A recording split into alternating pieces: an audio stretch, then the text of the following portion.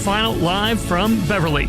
This evening's contest is being brought to you by Heiss Plumbing and Electric, the Frye Dental Group, Sponey's IGA, Doughboys Pizzeria, R.W. Miller Plumbing and Electric, WVU Medicine Camden Clark, Riverview Credit Union, Skinner Firestone, Hickory Grove Country Market, Apple Tree Assisted Living, Lang Financial Advisors, Force Electric, T&K Auto Parts, Honest Fred's Flooring, Jukebox Pizza, B&W Pharmacy, Miller Home Services, the Waterford Commercial and Savings Bank, First Settlement Orthopedics, and by Dietz Futrell Walters Insurance. Now let's go live to Beverly with Chris Worf and Jared Kaysen for all the action of tonight's playoff matchup.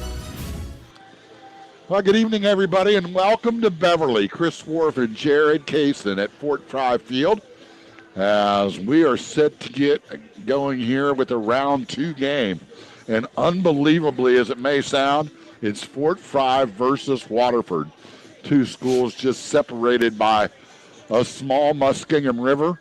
And driver 3 would, I think, isn't it, Chris? I don't know. I think if you stand at home plate of the girls' softball field, driver's too much club. Okay, yeah. Club to the high school gym, the old high school gym. No doubt. Maybe 8-iron. Yeah, I'd play a little loft over the mountain over there. Hey, think about this. Number one, it was never able to happen because they were in different divisions. But this year, Waterford moving up to 6 and kind of picking their schedule up and proving that they belong. But nobody in their right mind thought this would be a week 2 matchup between these two teams. Well, coming into the season, both teams had high expectations. Waterford has a lot of good skill guys. They had a big win versus Nelsonville early in the season, and I believe Nelsonville ends up winning the TVC or ties for the crown. And Waterford wins the Hawking division of the TVC. Good game over here against Fort Frye. Fort was up for that game, and I thought that was one of the better early games that the Cadets played. But these two teams just know each other. Both coaches have gone up against each other. Waterford's in a little bit of transition. They've changed their offensive style, more openness, more wide open, out of the shotgun, multiple wide receivers. Fort Frye, they are. You know what they are. I mean, wing tee, come and get me, and they're going to block and try to run the ball down your throat. So it's going to be a great game. I mean, my brother is a fireman. He's parking cars. I said, man, it's an early arriving crowd. And he goes, they've been started parking about 4:45. So highly expected game here this evening for the community. I think I pulled in at 4:40 and had to park down the row a pretty good bit. I was just trying to get a decent parking place because of my scooter and my foot. Well, they should give you a handicap sticker. Well, I did get one. I'm in the front row out there. Oh, well, good. Hey, and that's not because you're hurt. Yeah, that was the mental one. You talked about Fort Frye. We know what they're going to do, but what they do is big plays. Averaged over 10 yards a carry against Buckeye Trail last week, but still gave up some points.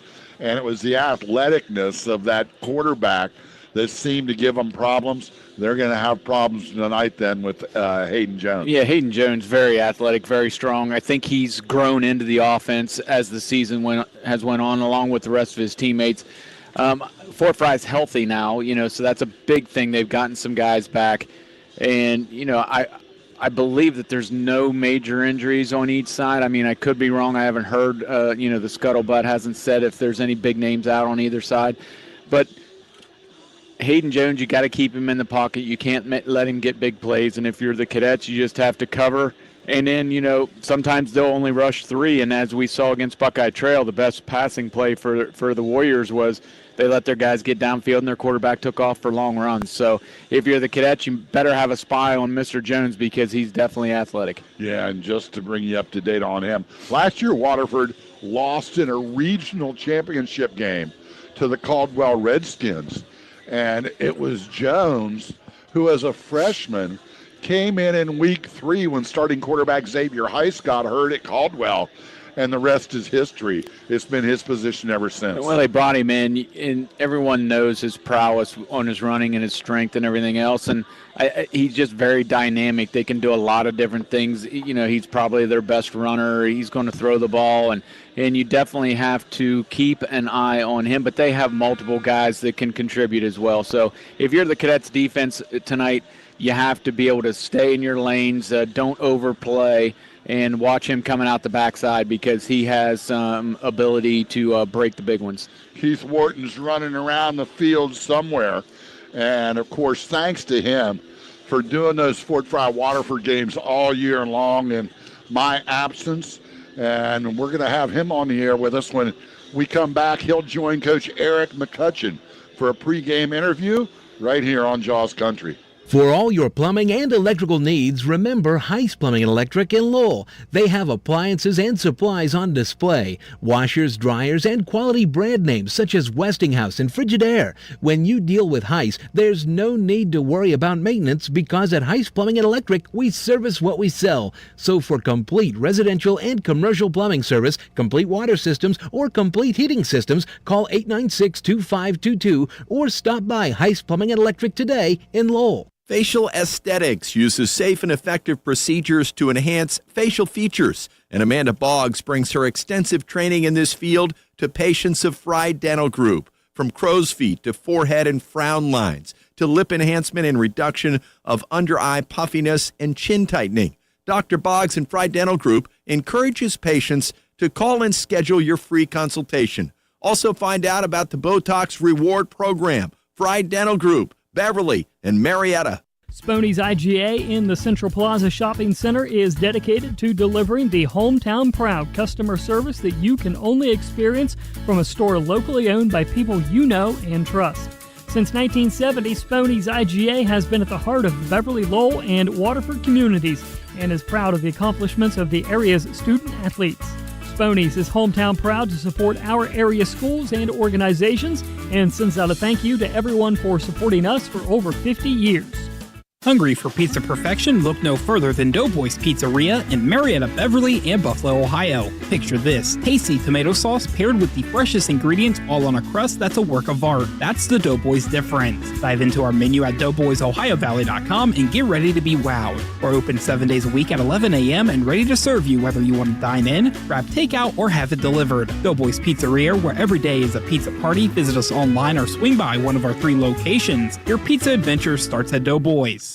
Welcome back to week number 2 of the Ohio High School football playoffs here in southeastern Ohio. Just a huge matchup tonight, and it's the Waterford Wildcats on the road as they take on the Fort Frye Cadets. And our special guest is the head coach of the Wildcats. That's head coach Eric McCutcheon. Coach, before we talk about tonight's game, let's go back a week to week number 1 of the playoffs. You played a Fairbanks team that, just like your schedule's been, they're another tough team. Let's talk about the Fairbanks game for you. Yeah, they come in as a very good football team. Their schedule was extremely tough. They come in at 7-3. They were a solid football team. But our kids, they've bought in to what we're trying to do. They're working extremely hard in practice to this day. So they're still wanting to get better, and our kids come out on fire. Just an excellent showing. We struggled a bit on special teams, obviously. They have 2 very, really good guys that could run the ball. We had a hard time tackling them, but as far as the offensive, defensive side of the ball, our kids were lights out, and it was exciting to see. It seemed like from the opening kickoff, Coach, if you had started on offense, you were going to start quickly, or if you had started on defense in that game, you were going to start quickly. They really came out ready to play. They did. Our kids were fired up. They were excited for the challenge for Division VI football. They got the opportunity to play a home game, which was exciting. So they come out, their ears were pinned back and they were ready to go. It was exciting to see. It's just a great group of kids that just want to keep getting better and better, and they're fighting for each other, and it's a lot of fun to coach. It was good to see Hayden Jones on the ground, but it was also nice to see the pretty pass that he threw to Max Roberts right down the middle. Yep, he's just growing and growing every week. He's a sophomore quarterback. We want him to be that ultimate dual threat guy, which we ran the ball quite a bit this year, but he can do both. There's no doubt he can do both. We got a ton of confidence in him, and he just keeps growing every week.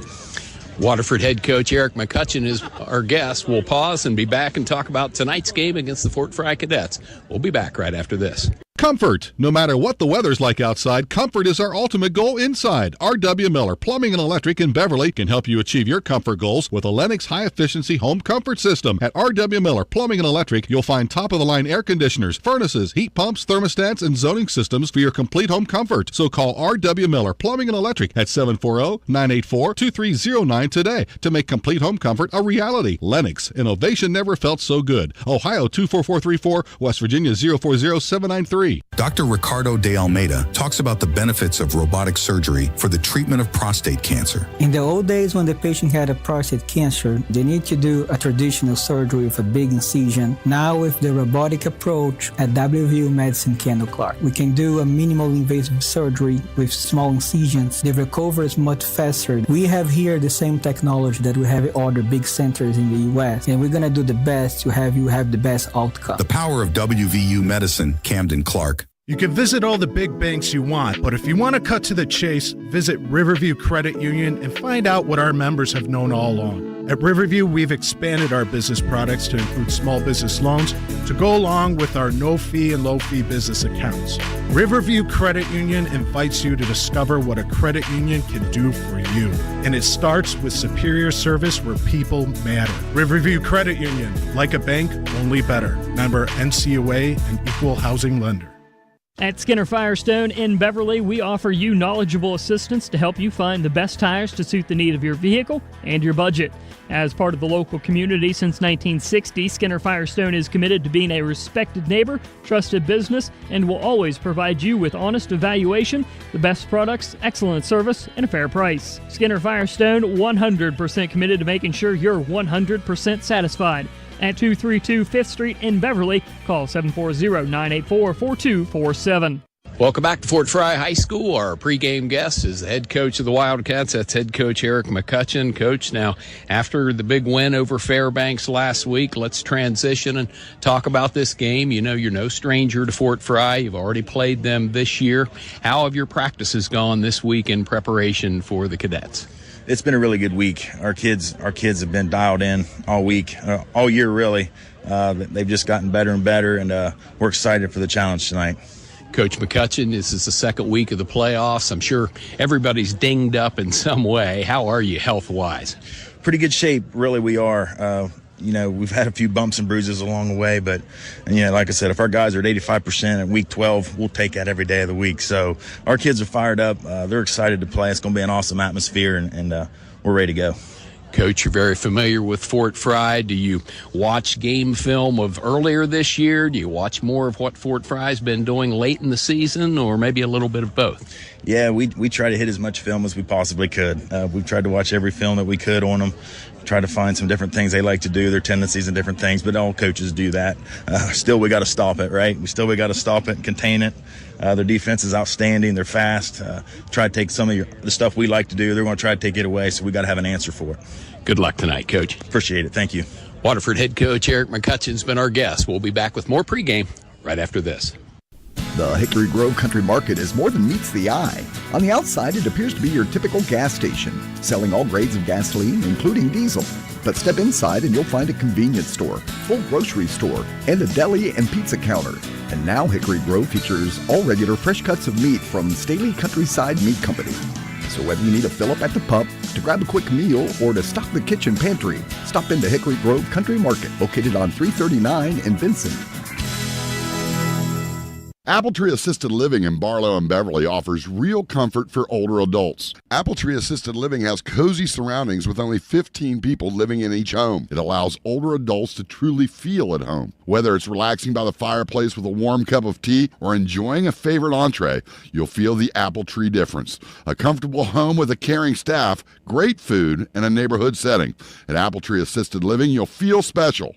Appletree Assisted Living in Barlow and Beverly, we do senior living right. At Lang Financial, we don't want you to go back to school to get ahead on your financial journey. That's why we developed the Lang Financial Report Card. And the best news, we do all the studying and you get all the credit. Kind of like sitting next to the smartest person in class, sharing answers, and not getting in trouble for it. Lang Financial, better planning, better outcomes. Call Lang Financial today. Northwestern Mutual Investment Services, LLC is a subsidiary of NM, broker-dealer, registered investment advisor, member FINRA, and SIPC. Force Electric is a commercial and industrial contractor that was established in 2001 by Darla and Jeff Barker. Force Electric specializes in commercial and electrical work and takes pride in each project that we have an opportunity to participate in. We're licensed in Ohio and West Virginia and can offer you the quality and performance you need for a successful project. At Force Electric, our number one goal is customer satisfaction at the highest quality level possible. We have all the solutions for your electrical service needs. Call us and we'll be there. Force Electric, call 749-0222. Welcome back to Beverly and Coach Eric Huck of the Fort Frye Cadets joining us. And Coach, let's take a quick look back last week, the Buckeye Trail game. It got off to Trail with a hot start. You guys answered, and then it seemed like you controlled the line of scrimmage throughout. Yeah, offensively we played really well. I thought we kept the ball in our hands about as much as we could. Defensively, that first drive and a couple other drives were, a little less than what we expected. But the defense came up with some big plays. Maddox had a nice pick down towards the 20-yard line. We had a nice stop in the fourth quarter. But I think our defense can play a little bit better than they need to this week. Yeah, and last night you're up against, last week, a one-dimensional kid. And I thought the defensive line did a good job, especially in the fourth quarter, of keeping him in the pocket. Yeah, that was a goal. We wanted to keep him in the pocket and get some pressure on him. We did have to blitz a little bit to do that at times. But overall, we did a pretty good job. When he got out of the pocket, there was a couple times where we didn't take real good angles with him. He was obviously a little quicker than our guys anticipated. But overall, we did a pretty good job of containing him. Big plays, always a staple of your offense. I think you guys might average over 10 yards a carry. Talk about that and whether or not it's something that can continue this week. Yeah, hopefully. Obviously, we need to do that again. That would be, what our offense and our defense needs if our offense can keep hold of the football. I thought really all three backs ran well. Clayton had over 100. Tice had over 100. KB had 60-some, 70 yards, something like that. So they all ran well. And, it's nice when you have, three backs that can get the ball at any time, keeps that defense on their toes. Look to T&K Auto Parts for Napa. Napa has the parts that keep America running, and your authorized Napa dealer is T&K Auto Parts, with locations in Beverly, McConnellsville, and Marietta. Find great values on Napa quality motor oil and Napa power batteries. And remember that Farm and Fleet filter days are coming up at T&K when you can save up to 45%. Great values and professional service with over 30,000 auto parts. Available at your favorite Napa dealer, T&K Auto Parts. This is Honest Fred from Honest Fred's Flooring. And since we're being honest, my name is actually Mike. And all of this is irrelevant compared to what we do at Honest Fred's Flooring. We save people money on their flooring choices they want. So let's change the old adage to put your money where your feet are, because at Honest Fred's, we walk the walk. Stop by Marietta, Parkersburg, or Spencer. Take a small drive to big savings. HonestFreds.com. How long has it been since you've been to Jukebox Pizza? It's the same great pizza, subs, and breadsticks they've been serving for over 25 years, and now they feature a variety of homemade Italian dishes. As always, Jukebox Pizza's dough and sauce are made fresh daily using only the finest ingredients. All items are available for carryout or enjoy them in their gorgeous dining room. The checkerboard floors, chrome walls, and roll-top jukebox will take you back to the 50s. Stop in and join the Powers family for a delicious meal in a fun and relaxing atmosphere. Jukebox Pizza, 740-984-8881 on Main Street in Waterford. At B&W Health Mart Pharmacy and Gift Shop, we're more than just a pharmacy. Independently owned and operated since 1972, B&W offers health and beauty aids, home decor, and spirit gear, along with unique and exclusive items you won't find anywhere else. There's always an employee looking forward to serving you with a smile and a helping hand. At B&W Health Mart Pharmacy and Gift Shop, you'll find that same customer commitment from our pharmacy staff, working with each customer on a personal basis and delivering excellent health care at a price you can afford. B&W Health Mart Pharmacy and Gift Shop in the Dietz Shopping Center in Beverly. Health Mart, taking the time to listen and care. Here we go. It's Waterford. The whole area is just excited. And I'm sitting there thinking that if both teams can accomplish what they do during the regular season on the ground, we might be out of here in an hour and 15 minutes or something, because that's what both of you want to do. Yeah, definitely. You can tell. I mean, I think they throw the ball a little bit more than we do, but both teams, for the most part, want to run the ball and control the line of scrimmage. So, of course, we talked to our guys about that. That's where, I think the game's going to be won or lost. I know I say that every week, but it's who controls the line of scrimmage. Preparation this week, I know the kids have to be excited, and across the river, both sets of kids excited. I know there's no special preparations, or I don't think there is. Is there? No, it definitely is different, though. I mean, there's no doubt about it. We can't pretend like it's any old week, that's for sure. But it being a playoff game and being them, it's definitely a little bit different. But I think our preparation and all that has to be the same. We have to go through the same process we go through every week, and I think that consistency is important. You had those gigantic final 3 games of the regular season against your league teams, and you came out, I think, pretty much maybe not unscathed, but healthy. Are you still healthy? I think that's a big thing going into this game. Yeah, absolutely. Yeah, we pretty much are healthy. A little banged up here and there, bumps and bruises kind of thing, but overall healthy. And playing those opponents, that was definitely a worry going into the playoffs. But so far so good. All right, appreciate the time. Looking forward to a great game. All right, thanks, Worf. All right, Coach Eric Huck of Fort Frye. We'll take a timeout. Be back with more right after this. Hi, this is Seth with Miller Home Services, your go-to for top-notch heating and air conditioning solutions. Stay comfortable year-round with a new heating and air conditioning system. 0% financing options available on all new installs. Don't let budget constraints stop you from enjoying a cozy home. Trust Miller Home Services for reliability and affordability. Give us a call at 740-896-5035. Miller Home Services, building a better community one home at a time. Let's go Wildcats! Hey, wait a minute. I'm a cadet. But you work at the Waterford Bank. It doesn't matter where you live or which team you're rooting for. We are here to serve communities of Southeast Ohio. We offer competitive rates for auto, RV, and side-by-sides. Our home loan process is simple and stress-free, and we can provide all the information you need in order to prepare for a home purchase. We also are offering some great rates on short-term CDs. Stop into the Waterford Commercial and Savings Bank. So we can cheer on your team, regardless of which side of the river you live on. Equal housing lender, member FDIC.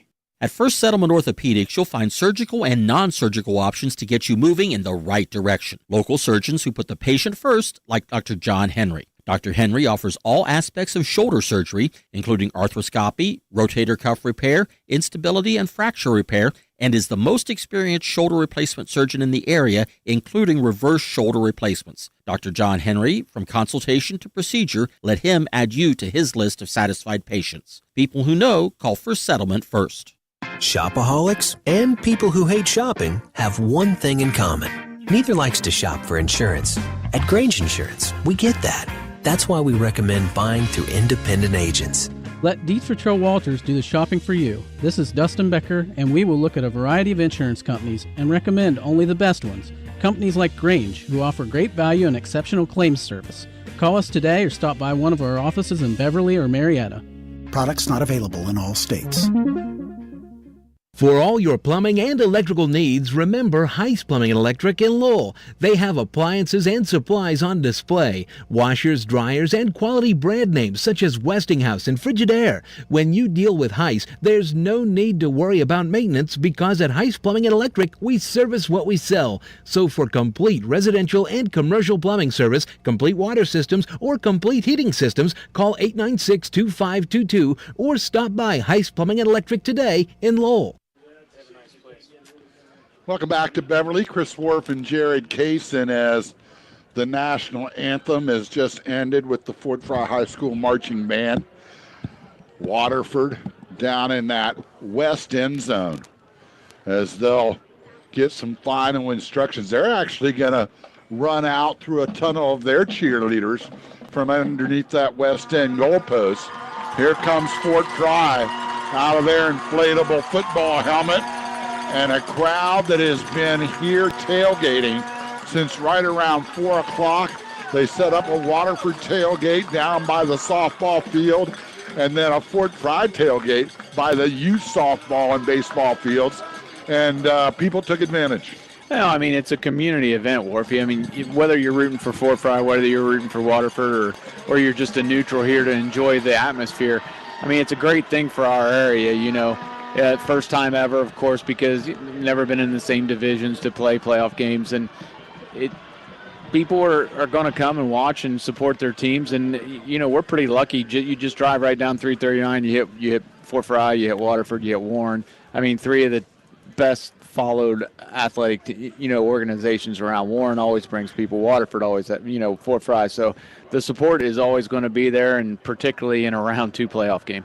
Let's take a little roll back to the late 80s, and you, as a Fort Frye athlete, what was the rivalry like back then? It seems like it's on a different level now, whereas maybe that's not such tooth and nail. Well, I mean, back then, Waterford was still in the league. The PVC was still around, so it was still a league game. And I've always said that, it is a big game, but a league game is much bigger. And I've tried to tell people too is that in basketball, Waterford was a huge rival, but Frontier was. I mean, in '85 when Frontier had the fight in football with Fort Frye and the stands cleared, and then ever since then, all the way up through my senior year, Frontier was massive rival for us, and Waterford was too. But I believe that it's just grown in intensity, and as you said, even though it's not a league game, I think tonight, if Waterford could somehow, I've said this, Eric has had great success. He's never lost a game against Fort Frye or against Waterford, But if Waterford can win tonight, I think all of those wins will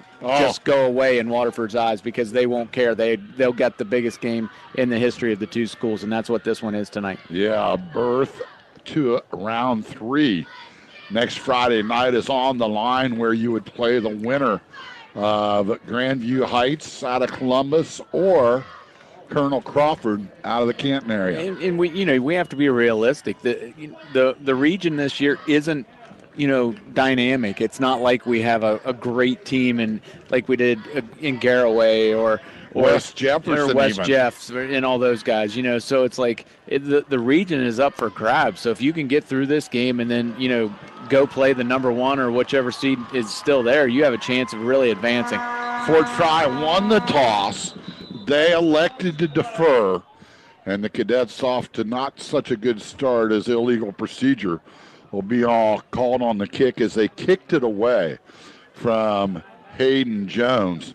Delay a game on the kickoff. Delay of game? How do you get a delay of game on the kickoff? Waterford was late coming onto the field. Yeah, but still, though. And it looks like the one play clock on the far side isn't working.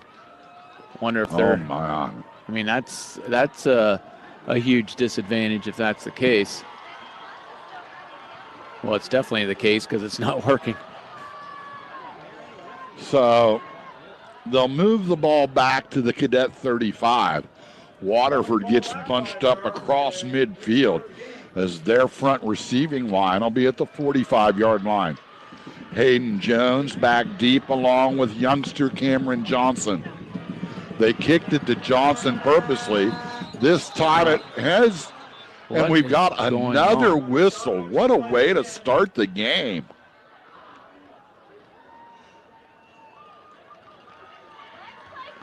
And Eric Huck is getting told to stay on the sideline. What is going on? That play clock's not even running.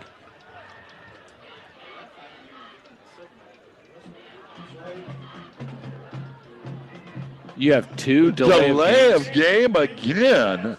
What in the world? I've never seen Fort Frye get 1 delay a game during a game. Unless it was on purpose. No, I've never seen a team ever get a delay of game on the opening kickoff in the history of all the games we've ever done. Yeah.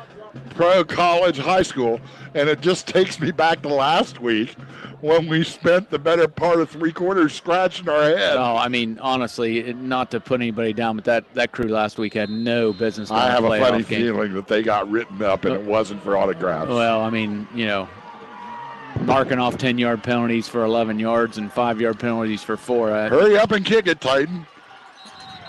And now another fight. You've got and to be we're going to have me. this.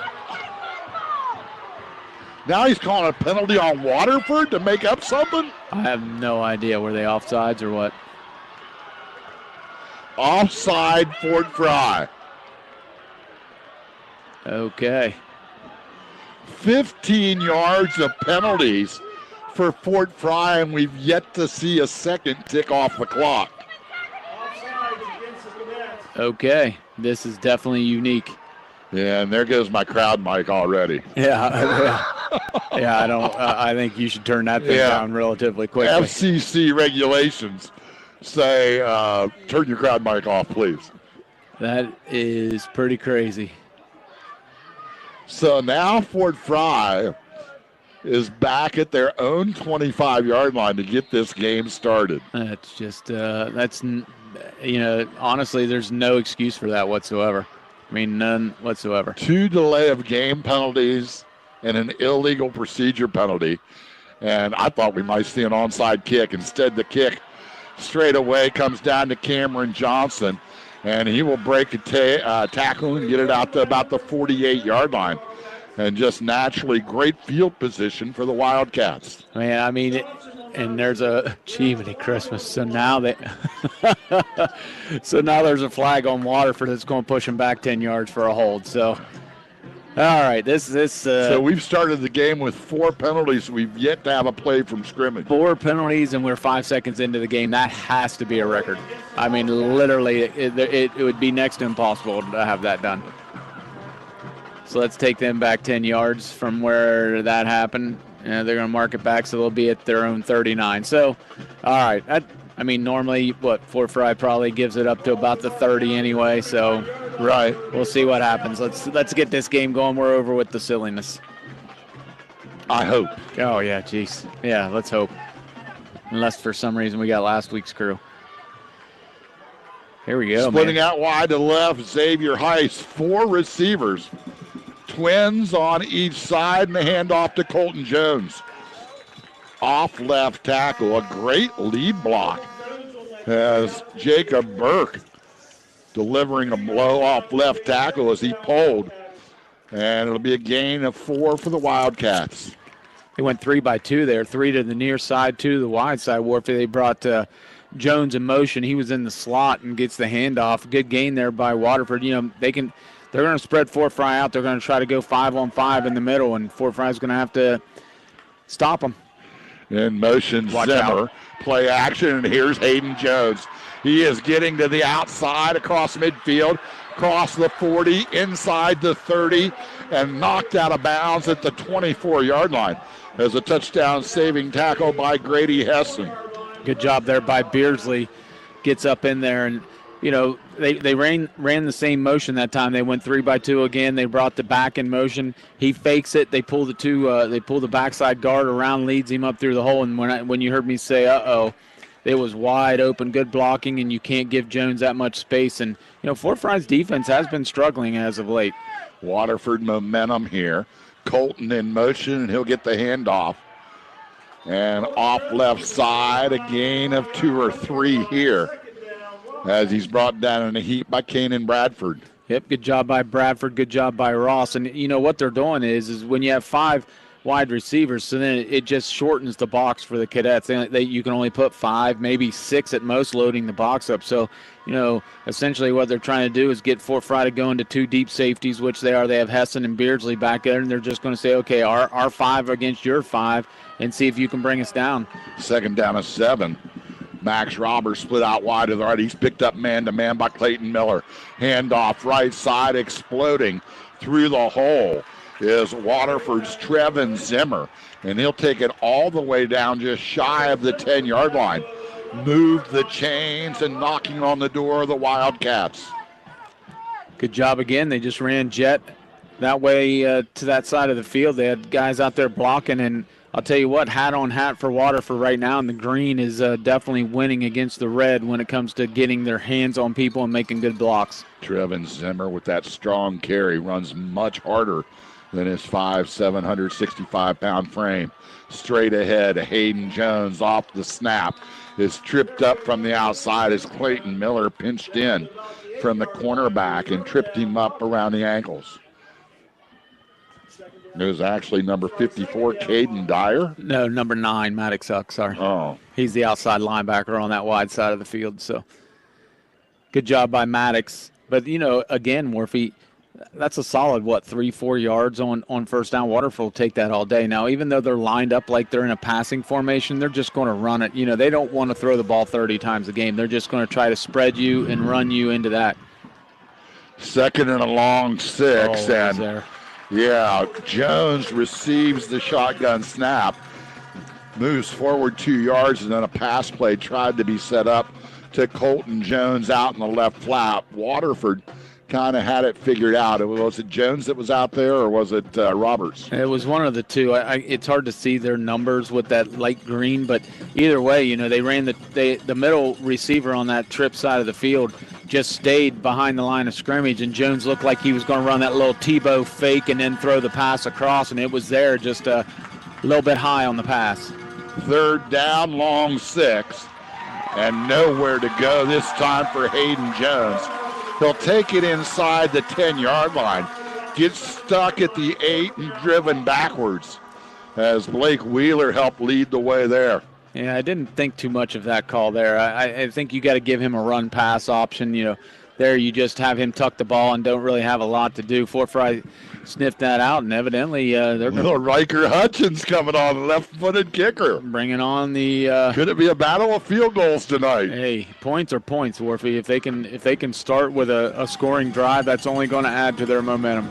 25-yard field goal for the left footer. Yep. And the kick is up, and it is wide left. It had enough foot on it, but it'll miss wide left, and Fort Frye will hold and get the football at their own 20-yard line. Our first time out. We'll be back with more right after this.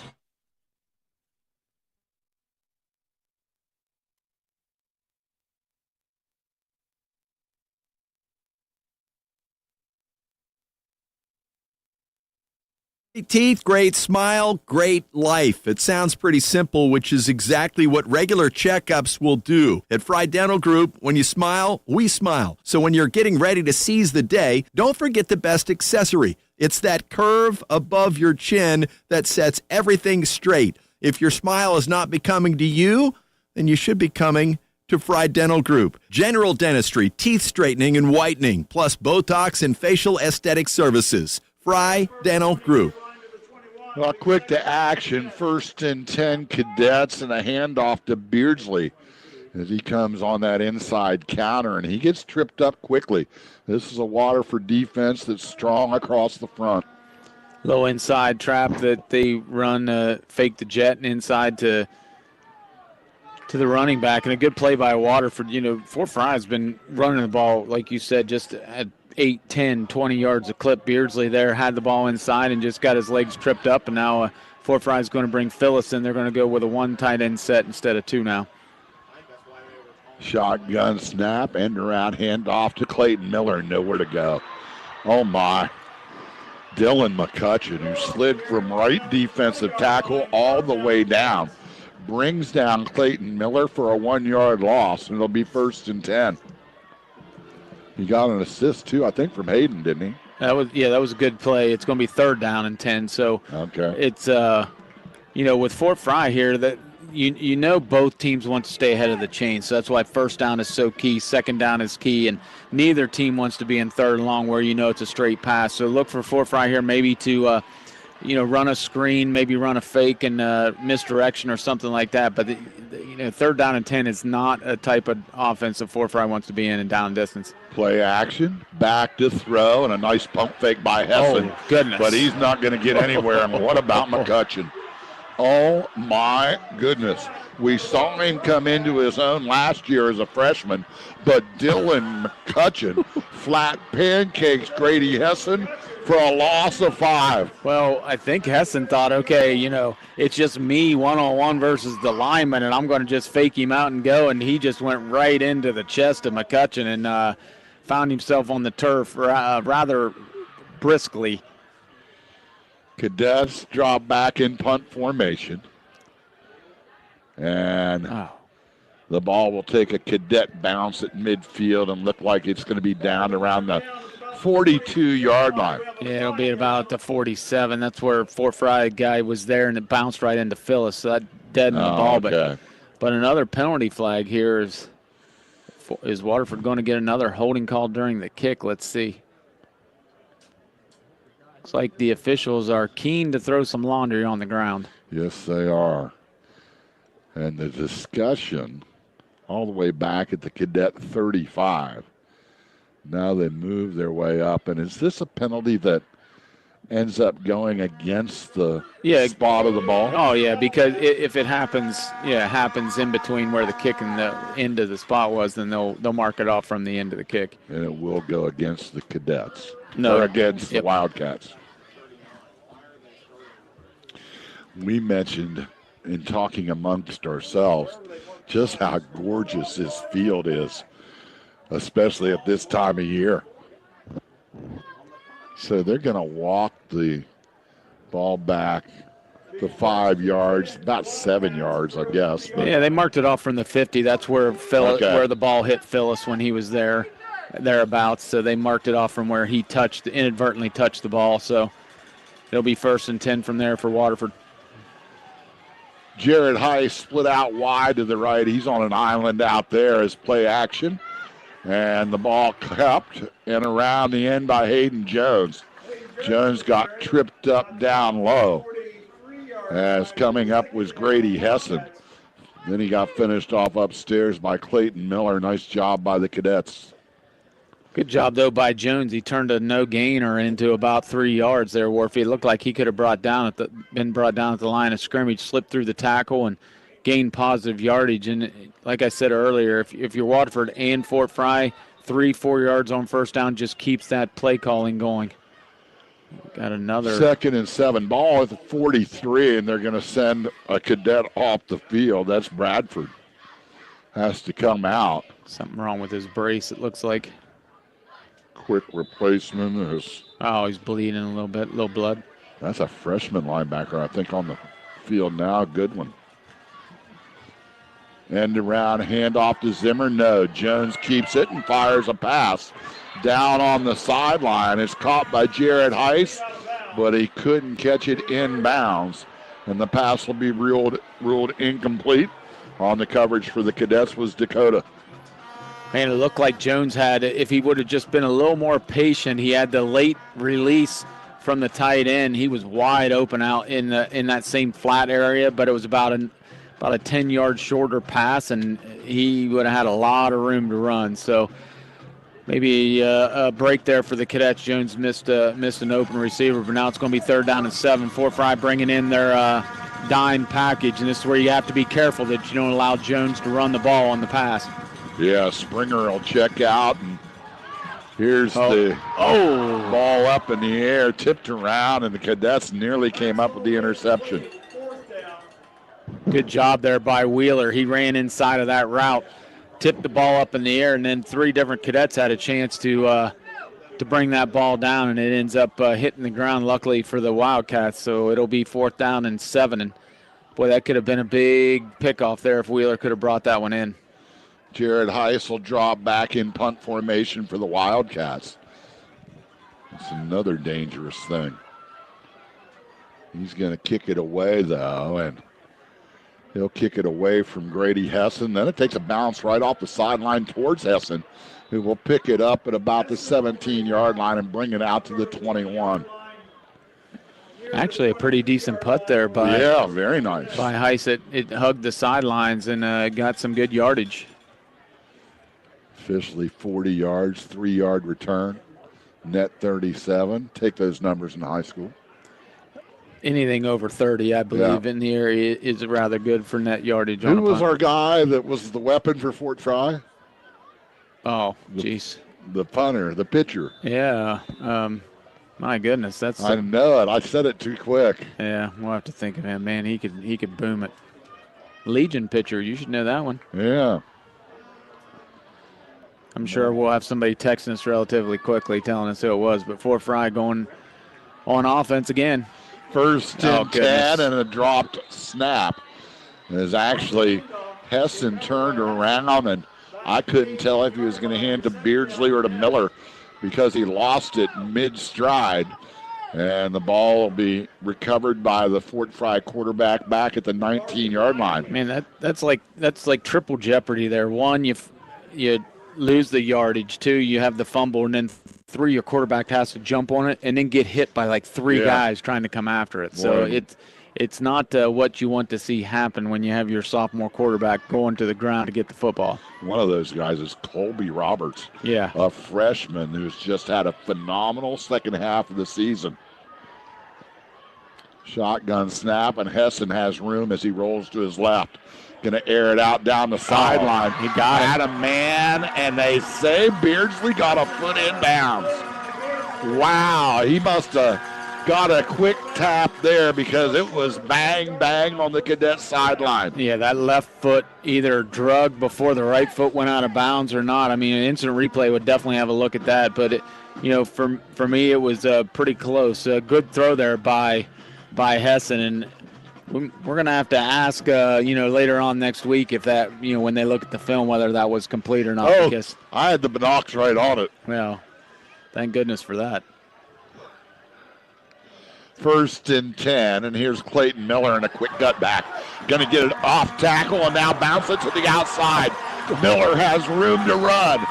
And Hayden Jones won't be able to stop him. Take it to the house. Wow.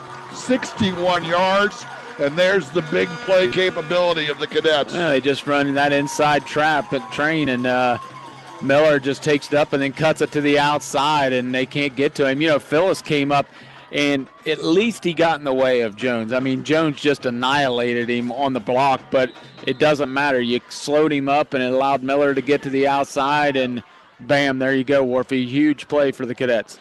Titan Waller for the extra point, but the run by Clayton Miller, I thought it was nice the way he cut it up tight on the center and then popped it outside. Yep, stayed tight on the inside, then busted it loose. Waller's kick is up and good. He is a weapon. 4:17 left to play first quarter. 7-0 Cadets right here on Jaws Country. Sponey's IGA in the Central Plaza Shopping Center is dedicated to delivering the hometown proud customer service that you can only experience from a store locally owned by people you know and trust. Since 1970, Sponey's IGA has been at the heart of the Beverly, Lowell, and Waterford communities and is proud of the accomplishments of the area's student athletes. Sponey's is hometown proud to support our area schools and organizations and sends out a thank you to everyone for supporting us for over 50 years. Hey pizza lovers and non-pizza enthusiasts alike, it's Austin from Doughboys Pizzeria. Now we know pizza isn't everyone's top pick and that's cool, but guess what? At Doughboys, we have a whole menu of deliciousness waiting for you. Check out our online menu at doughboysohiovalley.com. We've got mouth-watering subs, finger-licking wings, and savory Italian dishes along with our signature pizza. We're serving up flavor explosions in Marietta, Beverly, and Buffalo, Ohio. Order online or swing by one of our 3 locations, Doughboys Pizzeria, where there's something for everyone. 61-yard touchdown run by Clayton Miller will put 7 on the Fort Frye side of the scoreboard. Gruey.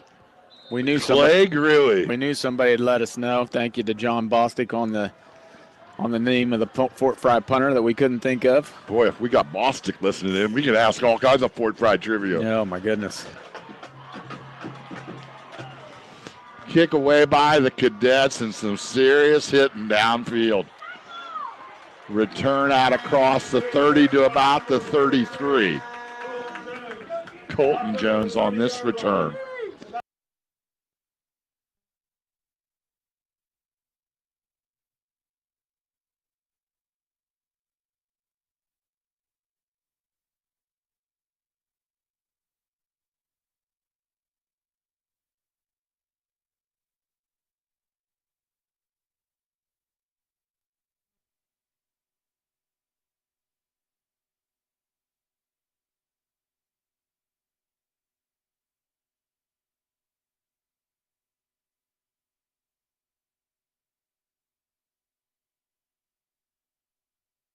These are big downs for the Wildcats. We've pretty much seen every first down they're getting 3, 4, 5, 6 yards. It's the second down where they have to continue moving forward, because if you don't get anything here, then second down and a good 6 turns into 3rd and 6, and that's not where you want to be versus this Cadet defense.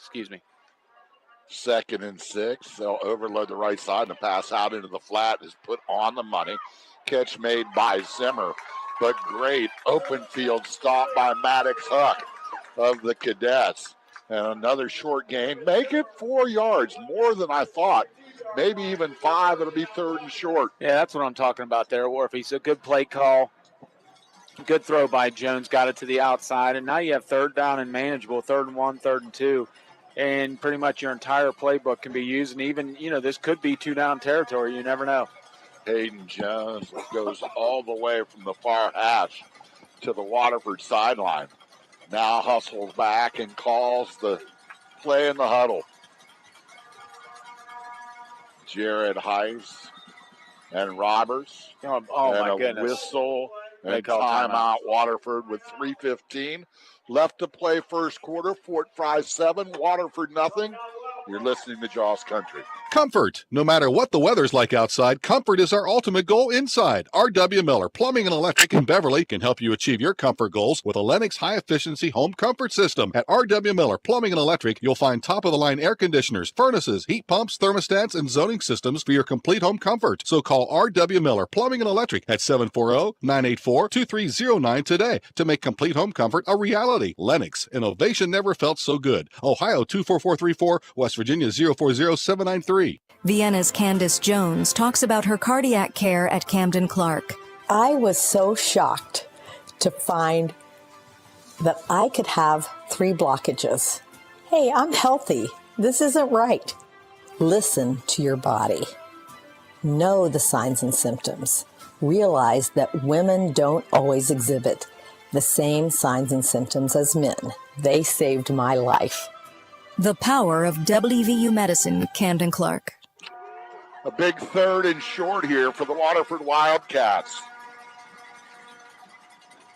Handoff, right side, enough for the first down, and now breaking tackles. And out of the pack is Colton Jones. Across midfield into Fort Frye territory, and all the way down to the 34-yard line. Make it the 33-yard line. What a great run of 25 yards.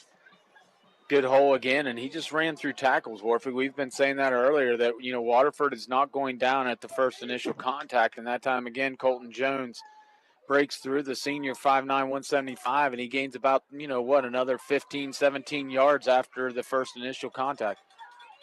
That right side as they're running behind right guard Logan Jackson and right tackle Jacob Burke. Handoff here is Colton to the other side. After the handoff from Jared. And down to the 30-yard line, a tough gain of 3 as the Cadets will stack him up there. And the big thing with that is when you're running that motion style where you can hand the ball to the running back, or if the quarterback keeps it and runs it out the backside, that it just holds that pursuit that much longer, because Hayden Jones can fake that ball and come out the other way.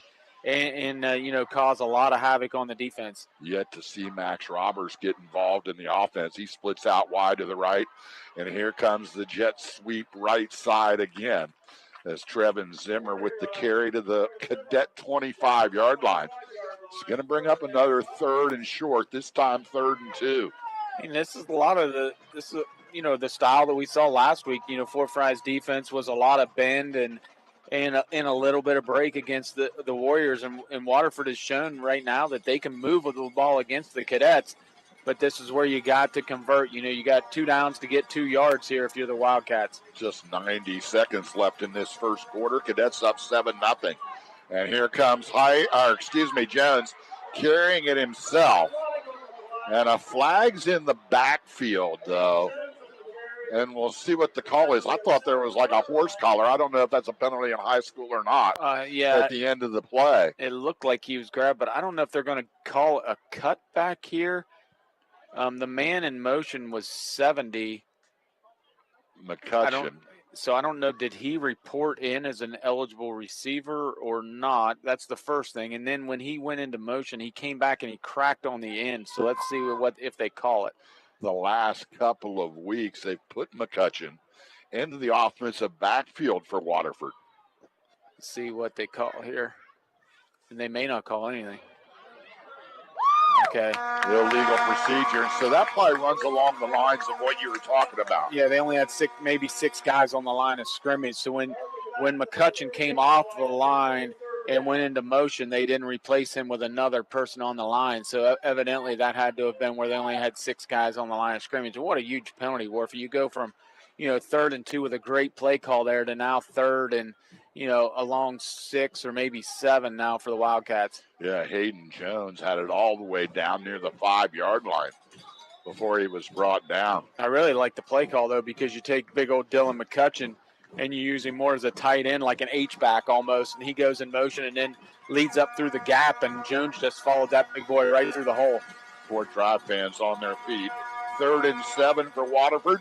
2-down territory as they hand it off right side. And again, strong running as Colton Jones will drag 2 Fort Frye defenders down near the 30-yard line. And it's going to be enough for first down yardage as they're going to mark it at the Cadet 22. Really like the play call, though, Warfy, because you got three lined out to the wide side of the field, and you have the formation out to that direction, and then you go against the grain and run Jones to the short side of the field, and Fort Frye just couldn't bring him down. 40 seconds left to play first quarter, and a new set of downs for Waterford. Jones, quick flip outside as he tried to hook up with Zimmer, but the ball overthrown out of bounds on the Cadet sideline. And it'll bring it up 2nd down and 10. Yeah, that was should have been an easy pitch and catch. Again, they went to the dual side with the little bit of a baby screen pass and had the other receiver up blocking ahead, but Jones just threw it over the head of Trevin Zimmerman. That should have been an easy pitch and catch for as good as Hayden is. Clock stops with 38 seconds left in the quarter. Cadets on top 7-0. Motion by Zimmer here. And the quick pass out into the flat to him, and he gets a great lead block. Will split 2 Cadet tacklers and take it inside the 10 down to the 6-yard line. And 16 yards on that play as it was executed to perfection. Well, I mean, that he motioned across from the short side to the far side, and for some reason, Coach Huck's going to take time out with 24 seconds to go in this quarter. Waterford back-to-back plays have moved it well. 24 seconds left in the quarter. We'll be right back. At Skinner Firestone in Beverly, we offer you knowledgeable assistance to help you find the best tires to suit the need of your vehicle and your budget. As part of the local community since 1960, Skinner Firestone is committed to being a respected neighbor, trusted business, and will always provide you with honest evaluation, the best products, excellent service, and a fair price. Skinner Firestone, 100% committed to making sure you're 100% satisfied. At 232 5th Street in Beverly, call 740-984-4247. At Riverview Credit Union, our strategy is to offer some of the best loan rates in the Mid-Ohio Valley. Hi, I'm Brendan Healy, president of Riverview Credit Union. Whether you need quick cash or a loan, Riverview Credit Union wants to help you take back control. Riverview Credit Union, like a bank, only better. From cars to campers, boats to farm equipment, what you need is your business. How you get it is ours. Riverview Credit Union, Belpre, Marietta, Vienna. Member NCUA, an equal housing lender. 24 seconds left to play first quarter. Fort Frye 7, Waterford nothing. But the Wildcats knocking on the door with the 1st and goal from the 7. Went out of shotgun pretty much the entire first quarter, Warfy. Colton Jones moves in motion, a fake by Hayden. Oh, and now a pitch back, and what a great cutback by Zimmer as he takes it inside the 5 down near the 3-yard line. And Waterford has not varied from their game plan as they have been running it best against the Cadets. End of the first quarter here. Fort Frye 7, Waterford nothing. Don't go anywhere. We'll be right back. The Hickory Grove Country Market is more than meets the eye. On the outside, it appears to be your typical gas station, selling all grades of gasoline, including diesel. But step inside and you'll find a convenience store, full grocery store, and a deli and pizza counter. And now Hickory Grove features all regular fresh cuts of meat from Staley Countryside Meat Company. So whether you need a fill-up at the pump, to grab a quick meal, or to stock the kitchen pantry, stop into Hickory Grove Country Market, located on 339 in Vincent. Apple Tree Assisted Living in Barlow and Beverly offers real comfort for older adults. Apple Tree Assisted Living has cozy surroundings with only 15 people living in each home. It allows older adults to truly feel at home. Whether it's relaxing by the fireplace with a warm cup of tea or enjoying a favorite entree, you'll feel the Apple Tree difference. A comfortable home with a caring staff, great food, and a neighborhood setting. At Apple Tree Assisted Living, you'll feel special. Apple Tree Assisted Living in Barlow and Beverly, we do senior living right. End of the first quarter, 7-0 Cadets. The only score, a 61-yard run by Clayton Miller of Fort Frye.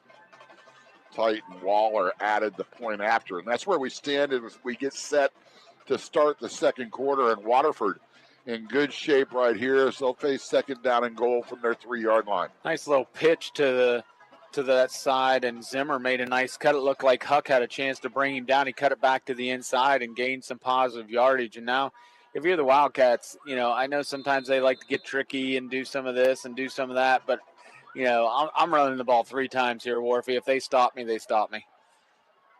Left hash, snap to Jones, and a handoff to Zimmer. And holding his ground on the outside out there was Grady Hessen, who came up from that safety spot. What a great tackle. Yeah, good job by Grady. Aggressive on that jet there. And boy, I thought Hayden could have kept that on the fake and taken it right up the gut. But good job by the Cadets on the outside, made that loss, and now it's going to be third down from the 4. So, if you're Waterford, you could maybe do a little ball fake and try to find somebody open, find Roberts and throw the ball up to him. You never know. Big boys lined up on the right side of the line. And instead they'll go left, and it's Hayden Jones following his blockers and getting very close to the goal line. And it looks like they'll just mark it inches shy. As a matter of fact, it looks like the near side official has his foot on the goal line. Yeah, I don't know if you could fit a playing card between the nose of the football and the goal line. So, that was a great run there by Jones. And now, you just got to tell him, hey, pick a side and hope your center can get off the ball, because I don't see how you can call anything else but a quarterback sneak here. This is what fourth downs are all about. Cadets will have Christian Frye over center. And here we go. Straight ahead and into the end zone goes Hayden Jones. Good job, as leading the way on the block was number 55, Logan Jackson, the 6'1", 225-pound senior. There was no question where they were going. That was a very unique formation there, Warfy. They actually put 2 fullbacks and the tight end right behind the line on the left side. Jones was in shotgun. They snap it back to him. He just runs right behind, that entire left side of the line. Great job by the Waterford Wildcats on that drive. Extra point kick is up and good, and we're starting over. Fort Frye 7, Waterford 7. Second quarter action will continue right here on Jaws Country. At Lang Financial, we don't want you to go back to school to get ahead on your financial journey. That's why we developed the Lang Financial Report Card. And the best news, we do all the studying and you get all the credit. Kind of like sitting next to the smartest person in class, sharing answers, and not getting in trouble for it. Lang Financial, better planning, better outcomes. Call Lang Financial today. Northwestern Mutual Investment Services, LLC is a subsidiary of NM, broker-dealer, registered investment advisor, member FINRA, and SIPC. Force Electric is a commercial and industrial contractor that was established in 2001 by Darla and Jeff Barker. Force Electric specializes in commercial and electrical work and takes pride in each project that we have an opportunity to participate in. We're licensed in Ohio and West Virginia and can offer you the quality and performance you need for a successful project. At Force Electric, our #1 goal is customer satisfaction at the highest quality level possible. We have all the solutions for your electrical service needs. Call us and we'll be there. Force Electric, call 749-0222. Riker Hutchins will tee it up at his own 40-yard line. And gets set to put the left foot into it. Tie game, 7-all. We expected nothing less.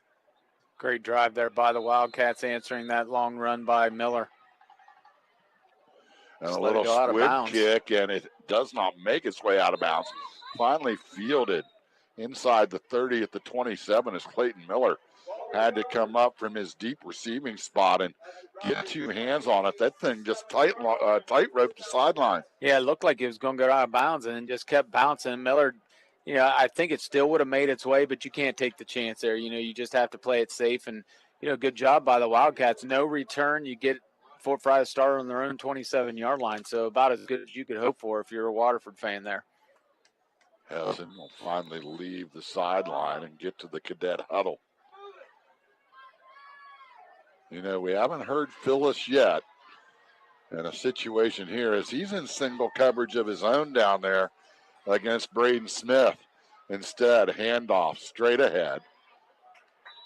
And first fullback carry of the game as Bradford pops up at the 30-yard line after a gain of 3. Yeah, I was going to say the other name you haven't heard yet is Kanan Bradford carrying the ball. And the odds of Coach Eric Huck calling a pass play on 1st down and 10 after a team just scored is in the negative percentages. It's not going to happen. I like to stretch the boundaries. I don't disagree. It was a good thought. It was just never going to happen. Gotcha. Unless Fort Frye's down like 30. Straight wing T formation. There goes Beardsley as play action. When Hessen is going to throw it away as the play came to the short side of the field and ran out of room in a hurry. As great pursuit by Zimmer. And number 53, Jacob Burke. Yeah, that play was not supposed to go to the right. That was supposed to be a throwback screen to the left. And for some reason, Hessen got a little bit spooked on that on the pass rush because there was no receivers out in that area. And as you can see, Coach Huck motioned to him and said, hey, that play was supposed to go to the other side. What are you doing? Now Fort Frye is the one that's behind the chains on, 3rd and a long 7. Yeah. Play clock down to 12. And the one on the west end zone is working. In motion, Beardsley, nothing doing. Straight drop by Hessen. Pass out left flat, wide open. The Cadets in a broken tackle. And Beardsley will get it into Waterford territory down to the Wildcat 43-yard line. Big play on 3rd and 7 as the Cadets will pick up every bit at 27 yards. Yep, just run the little wheel around there. They brought the left wing back around the outside. They took Miller in the wide receiver and brought them through the middle of the field, cleared the sideline out. Beardsley wide open. Great throw by Hessen, and he hit him right in stride. Beardsley's helmet came off, so he has to come out for a play here. 1st and 10 is Miller around the right side, and it was completely fooled the Waterford defense. Miller will get submarine on a touchdown-saving tackle by Finn Pennock, but not until Clayton takes it down to the 16-yard line. Back-to-back big plays. As this one good for 17 yards and a Cadet 1st down. Who was gingerly getting up there? That's Miller. He sort of took a awkward fall, it looks like, on his left shoulder. And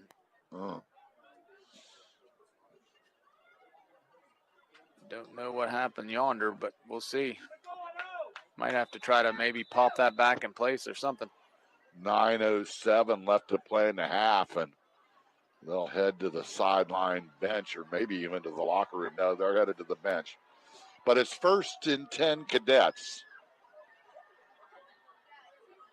And in motion here, they'll hand it inside to Beardsley. Great cutback. Goodness. And now the 6'2", 205-pound junior will put his head down, and it'll be he that delivers the punishment inside the 10, down near the 7. His progression, Warfy, has just been incredible.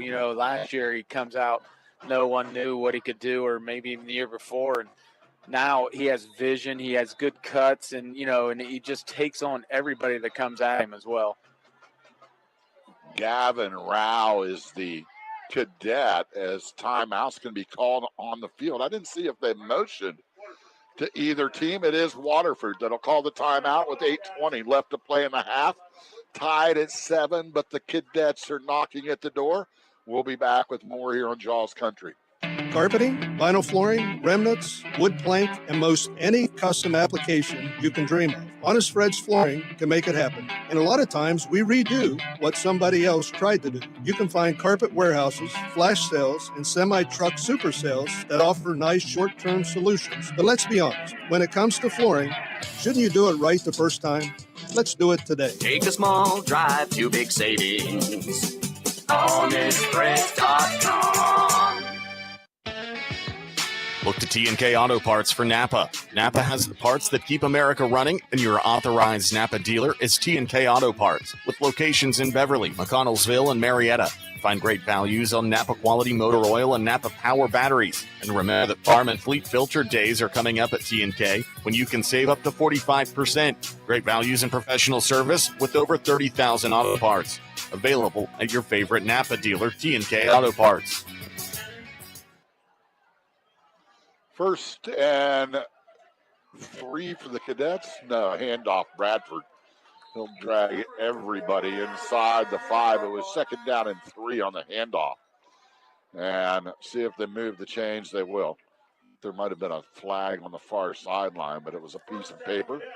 And now it's 1st and goal from just outside the 3-yard line. Like they had to take Miller back to the locker room. His left had to be left arm shoulder injury. More than a stinger. Yeah, not good for the Cadets, but they're knocking on the door again. Hessen under center here. Here comes Beardsley. Hessen sees a hole, and what a great job by the youngster under center. Calls his own number, and that was a straight audible as he saw that opening over his center's right hip and followed the guard into the end zone nearly untouched. Great job there by Grady. No one over top. He just took the opening and just hammered it in there. He didn't get touched until he was about a yard into the end zone. So Cadets answer yet again. So big run by Miller gets the first touchdown. Waterford, a long sustained drive. They scored, and then for Frye just hammers the ball down the field. Great throw by Grady to Beardsley. Big run by Miller, and then they just pound it in. Waller with the point after for a 7-point Cadet lead. It's up and through. 7:50 left to play in the half. Fort Frye 14, Waterford 7. Back with more playoff football action right after this timeout. How long has it been since you've been to Jukebox Pizza? It's the same great pizza, subs, and breadsticks they've been serving for over 25 years, and now they feature a variety of homemade Italian dishes. As always, Jukebox Pizza's dough and sauce are made fresh daily using only the finest ingredients. All items are available for carryout or enjoy them in their gorgeous dining room. The checkerboard floors, chrome walls, and roll-top jukebox will take you back to the 50s. Stop in and join the Powers family for a delicious meal in a fun and relaxing atmosphere. Jukebox Pizza, 740-984-8881 on Main Street in Waterford. At B&W Health Mart Pharmacy and Gift Shop, we're more than just a pharmacy. Independently owned and operated since 1972, B&W offers health and beauty aids, home decor, and spirit gear, along with unique and exclusive items you won't find anywhere else. There's always an employee looking forward to serving you with a smile and a helping hand. At B&W Health Mart Pharmacy and Gift Shop, you'll find that same customer commitment from our pharmacy staff, working with each customer on a personal basis and delivering excellent health care at a price you can afford. B&W Health Mart Pharmacy and Gift Shop in the Dietz Shopping Center in Beverly. Health Mart, taking the time to listen and care. 7 minutes, 50 seconds left to play in the first half. Fort Frye with a 4-yard touchdown run by quarterback Grady Hessen has built a 7-point lead, 14-7. Cadets Titan Waller to kick it away. And a kick that's going to come down on the left side and be returned by Colton Jones. Always dangerous, but this time the Cadets will wrap him up across the 30-yard line out at the 33. Nice job by Tyler Howard, a senior on that special teams, to bring him down. Trying to find that score, Worthy, but I haven't got to the small schools yet, so when I get a chance, we'll see it. The winner of this game will play the winner of Grandview Heights and Colonel Crawford. Colonel Crawford, it was Steubenville Central Catholic last Saturday. Beat River by 1. Did you see that? No, I did not. Saturday game. Here's Hayden on the first play from scrimmage. The ball comes loose, but quickly a Wildcat was on top of it as Jones brought down, and down there was Xavier Heiss to wisely hop on it. 13-3, Grandview Heights leading Colonel Crawford. As that's just a lean into next week. The winner of this game will play the winner of that game. If Grandview Heights wins, it'll be up in Columbus. Or no, you go neutral field next game. Yeah, I think home field advantage is gone after the second round. 2nd down and 3 here. Shotgun to Hayden. Jones will deliver a blow as he runs right over top of Grayson Goodwin, the freshman linebacker for the Cadets. Yeah, but good job, though, by Goodwin. He took the hit and brought him down, though. So he latched onto him. That was a formation that we saw Buckeye Trail run last week, Warfy, where they had 2x2. They lined them, one in front, one in the back, wide side of the field on each side were the receivers. And then they just tried to open it up for the quarterback run. Good job by Jones, ran it up through the hole and gets the first down. And now Bradford's on the sideline for a blow here for the Cadets. So the middle linebacker's out as well. New set of downs at the Wildcat 46. In motion, play action, and Hayden fires it down the sideline just a little bit wide of his intended receiver. And oddly enough, Max Roberts is going to have a little conversation with that receiver. Had 2 of them right in the same area. Needlessly, though, the ball incomplete as it was intended for, was that Pennock or who was that out there on the sideline? I couldn't tell if that was number 2 or who it was, but one of them ran the wrong pattern. I got a feeling that Roberts was telling that person, Yeah. hey, no, I think it was number 20, Warfy. I think it was Braden Smith. Okay, But, sophomore. And here we go. Hayden going to keep it himself, and the Cadet defense is waiting for him. Hit initially in the backfield by Blake Wheeler. He bounced off, spun to his right, and a host of Cadets there to bring him down after a short gain of 1. It's a big down here for Waterford. It's 3rd down and 9. I don't necessarily know, maybe depending on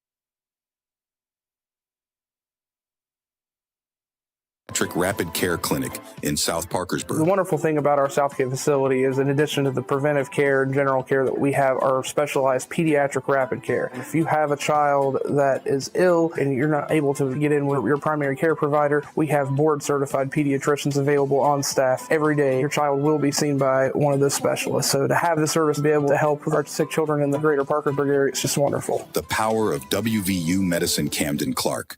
Hungry for pizza perfection? Look no further than Doughboys Pizzeria in Marietta, Beverly, and Buffalo, Ohio. Picture this: tasty tomato sauce paired with the freshest ingredients, all on a crust that's a work of art. That's the Doughboys difference. Dive into our menu at doughboysohiovalley.com and get ready to be wowed. We're open 7 days a week at 11 a.m. and ready to serve you whether you want to dine in, grab takeout, or have it delivered. Doughboys Pizzeria, where every day is a pizza party. Visit us online or swing by one of our 3 locations. Your pizza adventure starts at Doughboys.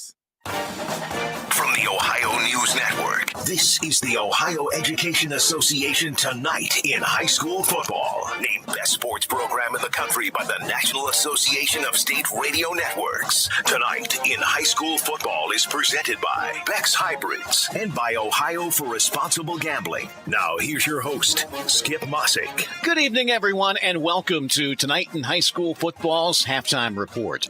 Growing parity in high school football means some first-round upsets. After a few years, are the expanded playoffs more accepted?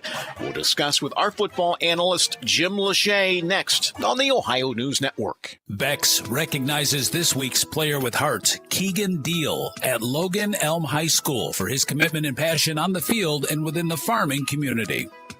I just think it's the people that you're with and this bond that I've had with my grade. If I really had to put a thumb on anything, what do I look forward to? Why am I here again? It might be because there's 15, 14 other guys that are counting on me, and I'm counting on them too. Keegan shares his love for football with his teammates and his love for FFA with the youngsters. And I'll get stationed, somewhere, whether that's with cattle or tractors. And, we'll tell a bunch of fourth graders from, some local schools about that and any questions they have. And for him, farming means family. That let me connect more with my grandpa and uncle than I ever did because they weren't sports people. They love watching us kids, but that's how I got to spend extra time with them is I go show my steer. At Beck's, we are and will remain farmers at heart. You can visit all the big banks you want, but if you want to cut to the chase, visit Riverview Credit Union and find out what our members have known all along. At Riverview, we've expanded our business products to include small business loans to go along with our no-fee and low-fee business accounts. Riverview Credit Union invites you to discover what a credit union can do for you.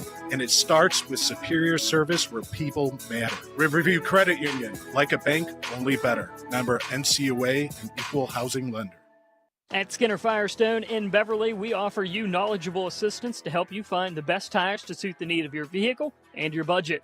As part of the local community since 1960, Skinner Firestone is committed to being a respected neighbor, trusted business, and will always provide you with honest evaluation, the best products, excellent service, and a fair price. Skinner Firestone, 100% committed to making sure you're 100% satisfied. At 232 5th Street in Beverly, call 740-984-4247. The Hickory Grove Country Market is more than meets the eye. On the outside, it appears to be your typical gas station, selling all grades of gasoline, including diesel. But step inside and you'll find a convenience store, full grocery store, and a deli and pizza counter. And now Hickory Grove features all regular fresh cuts of meat from Staley Countryside Meat Company. So whether you need a fill-up at the pump, to grab a quick meal, or to stock the kitchen pantry, stop into Hickory Grove Country Market, located on 339 in Vincent. Appletree Assisted Living in Barlow and Beverly offers real comfort for older adults. Appletree Assisted Living has cozy surroundings with only 15 people living in each home. It allows older adults to truly feel at home. Whether it's relaxing by the fireplace with a warm cup of tea or enjoying a favorite entree, you'll feel the Appletree difference. A comfortable home with a caring staff, great food, and a neighborhood setting. At Appletree Assisted Living, you'll feel special. Appletree Assisted Living in Barlow and Beverly, we do senior living right. This is Tonight in High School Football on the Ohio News Network. Once again, here's Skip Mossick. We are presented by Beck's Hybrids at Beck's. They are and will remain farmers at heart. And welcome back, everyone. Halftime of your game, week 2 of the football playoffs. We're joined for a few minutes now by our football analyst, Jim Lachey. And Jim, the OHSAA expanded the playoff field a few years back. Do you like or dislike the expanded field? And I guess why or why not? I think I kind of like it. At first, I was a little bit unsure, how it's all going to work because, it's supposed to be kind of a reward for a great season. But then I thought, well, heck, I remember playing basketball in high school and every team got an opportunity to go play that sectional tournament, sectionals, district, regionals, and then state. So I think I'm kind of growing on it, and it gives, teams an opportunity. And heck, I know if I was a senior and my buddies, we were all sitting around, we'd probably I'd like to play one more game with these guys. So they got that opportunity, in week 1. Obviously you got 1 through 16. And so there were sometimes there's some mismatches in that ball game. I know, looking back at some of the scores there in the MAC conference, there were some mismatches, a 69-point game and a 75-point game. So that's going to happen, but it does give more people an opportunity to play football and seniors a chance to extend their seasons. Yeah, Jim, when you look at the upsets, and there's always going to be upsets, but in Division I, we had an 11, a 13, and a 14 win. In Division II, a 10, an 11, and even a 15 seed in Worthington-Kilbourne advance. It just goes to show that a school could be 500 or even sub 500 and still go out and surprise some people and get a win in Week 11. The coaches always say any given Sunday, any given Saturday, any given Friday, you got to go out and play. You can't just put it out there on paper, and you got to go out and get results. And, turnovers, things like that can switch a ball game in a hurry. And sometimes that happens, but I'm credit these lower seeds, going in, not being intimidated by playing a higher seed and finding a way to get a victory. And, those coaching staff, just look at all the effort they had to put into that. And they got, a good result there with the victory. So happy to see those guys, fight through it. Go in there being an underdog and finding a way to win. There was also a 15 seed in Division 7 in Delphos St. John's, but for the most part, the majority of the upsets seem to happen in Divisions 1 through 3 versus 4 through 7. Is that surprising to you? It is a little bit surprising, maybe because there's less numbers at the upper divisions. I think in Division 1, there's 72 teams there, so maybe that is a little bit closer in competition-wise. But, it is kind of surprising that there are some of those upsets like that, but to see it in 1, 2, and 3, you could think, well, there's a lot of, there's probably less teams in that area. So the teams are probably a little bit closer to as far as ability of them going out there and playing those games. You mentioned the MAC, and we talk about them a lot, and rightfully so. So many of those teams get in and make the postseason and then do some damage, including your alma mater, St. Henry, who advanced. Yes, they did. St. Henry ended up getting a win over New Bremen. The first game, I think it was a 17-13 victory for St. Henry, and this last one was a 13-10. So they've won 5 in a row. So happy for our first-year coach, Coach Whirling, finding a way to get some success at the end of the year. And again, there's some guys that have been banged up. Now they get a chance to come back and play in the playoffs. They're going to play Minster now, and Minster is one of those teams that puts 75 on their opponent, so that's going to be a tough matchup for them. But again, you get another opportunity to play on a Friday night, and you get a chance to go to Minster, which is not far away.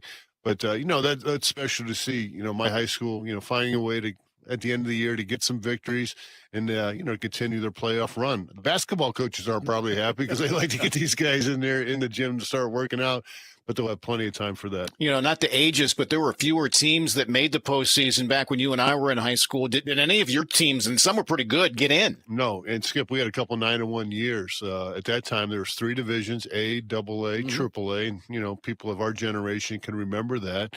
But they only took 4 teams, and most of it was by, AP or UPI kind of voted on those top 4 teams. And, we never had that opportunity to go. And we just kind of accepted after 10 games, our season was going to be over. Even if you went 10-0, it would probably been rare that you would have made the playoffs. Now, a few years after that, they did expand it in the mid-'80s, and my brother got a chance to play. My brother's got a chance to play on some playoff teams, and so that was kind of fun to see those guys advance and get that playoff experience that we never got a chance to experience in our era. He's our favorite football analyst, be it high school, college, or pro. Jim Lachey, we always appreciate your time, okay? Thank you, Skip. And we'll be back on the Ohio News Network. I'm Ohio Education Association President Scott DeMauro. And on behalf of the OEA's 120,000 members, we're proud to bring you tonight's game. Our members are the public school educators who coach your kids on and off the field because we believe in the potential of every student and their right to a high-quality public education, no exceptions. That's why we will continue to speak in one voice to demand the supports and resources our public schools need because public education matters. Did you know 38% of Ohio's teenagers have spent money on gambling in video and online games? Items like mystery boxes, skins, and spin to win mimic gambling, putting children at a higher risk of experiencing a gambling disorder as an adult. So get in the know about youth gambling and start the conversation with discussion guides, parent resources, and more at changethegameohio.org. That's changethegameohio.org. At Lang Financial, we don't want you to go back to school to get ahead on your financial journey. That's why we developed the Lang Financial Report Card. And the best news, we do all the studying and you get all the credit. Kind of like sitting next to the smartest person in class, sharing answers, and not getting in trouble for it. Lang Financial, better planning, better outcomes. Call Lang Financial today. Northwestern Mutual Investment Services, LLC is a subsidiary of NM, broker-dealer, registered investment advisor, member FINRA, and SIPC. Force Electric is a commercial and industrial contractor that was established in 2001 by Darla and Jeff Barker. Force Electric specializes in commercial and electrical work and takes pride in each project that we have an opportunity to participate in. We're licensed in Ohio and West Virginia and can offer you the quality and performance you need for a successful project. At Force Electric, our number one goal is customer satisfaction at the highest quality level possible. We have all the solutions for your electrical service needs. Call us and we'll be there. Force Electric, call 749-0222. Look to T&K Auto Parts for Napa. Napa has the parts that keep America running, and your authorized Napa dealer is T&K Auto Parts, with locations in Beverly, McConnellsville, and Marietta. Find great values on Napa quality motor oil and Napa power batteries. And remember that farm and fleet filter days are coming up at T&K when you can save up to 45%. Great values and professional service with over 30,000 auto parts. Available at your favorite Napa dealer, T&K Auto Parts. Hit the floor, pal. This is a robbery. No problem, sir. I installed this floor myself. You see, I work at Honest Fred's Flooring, and all we do is flooring. Take a look at my work. Wow, that does look nice. Wait a minute, I'm here to rob the place. I understand. I'm just saying, when you want flooring education from knowledgeable, courteous professionals or the lowest prices on flooring, you should check out Honest Fred's Flooring or honestfreds.com. Maybe I should go honest. Couldn't hurt. Take a small drive to big savings. honestfreds.com. This is ONN. Our thanks again to Jim Lachey for talking some high school football with us this evening. Enjoy the second half of your ball game. I'm Skip Mossick on the Ohio News Network. This has been the Ohio Education Association Tonight in High School Football. Presented by Beck's Hybrids and by Ohio for Responsible Gambling from the Ohio News Network.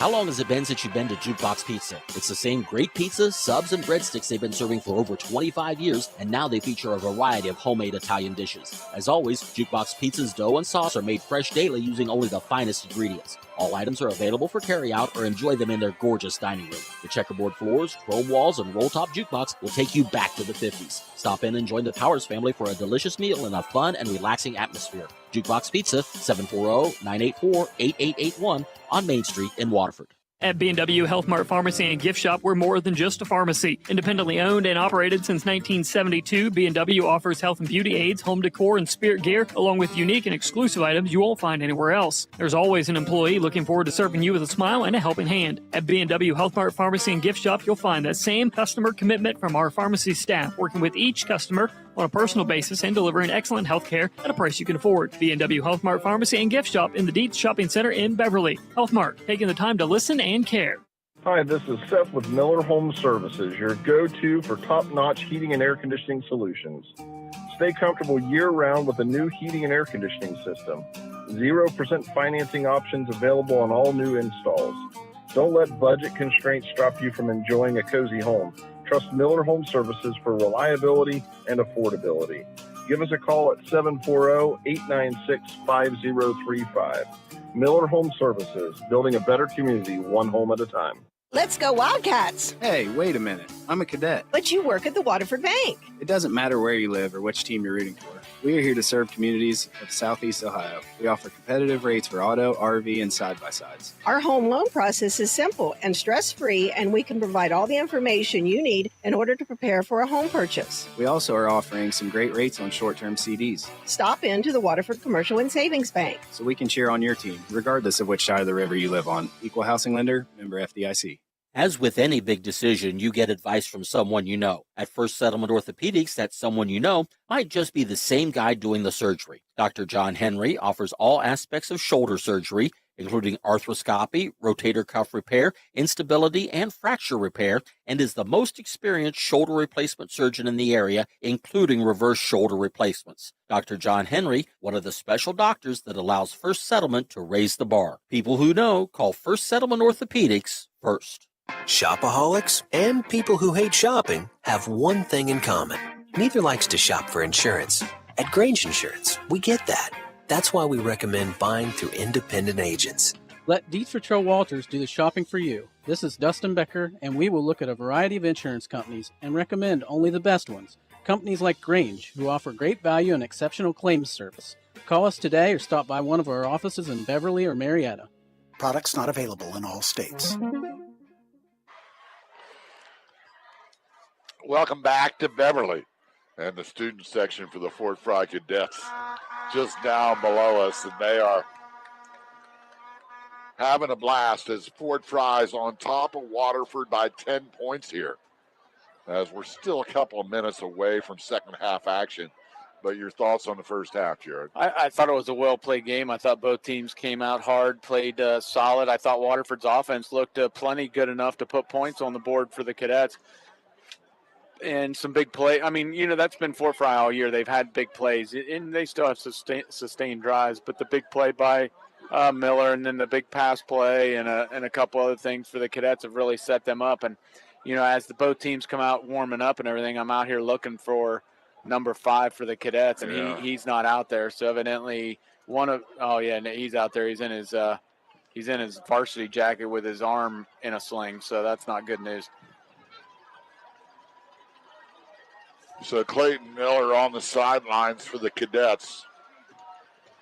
And you hope good things for him.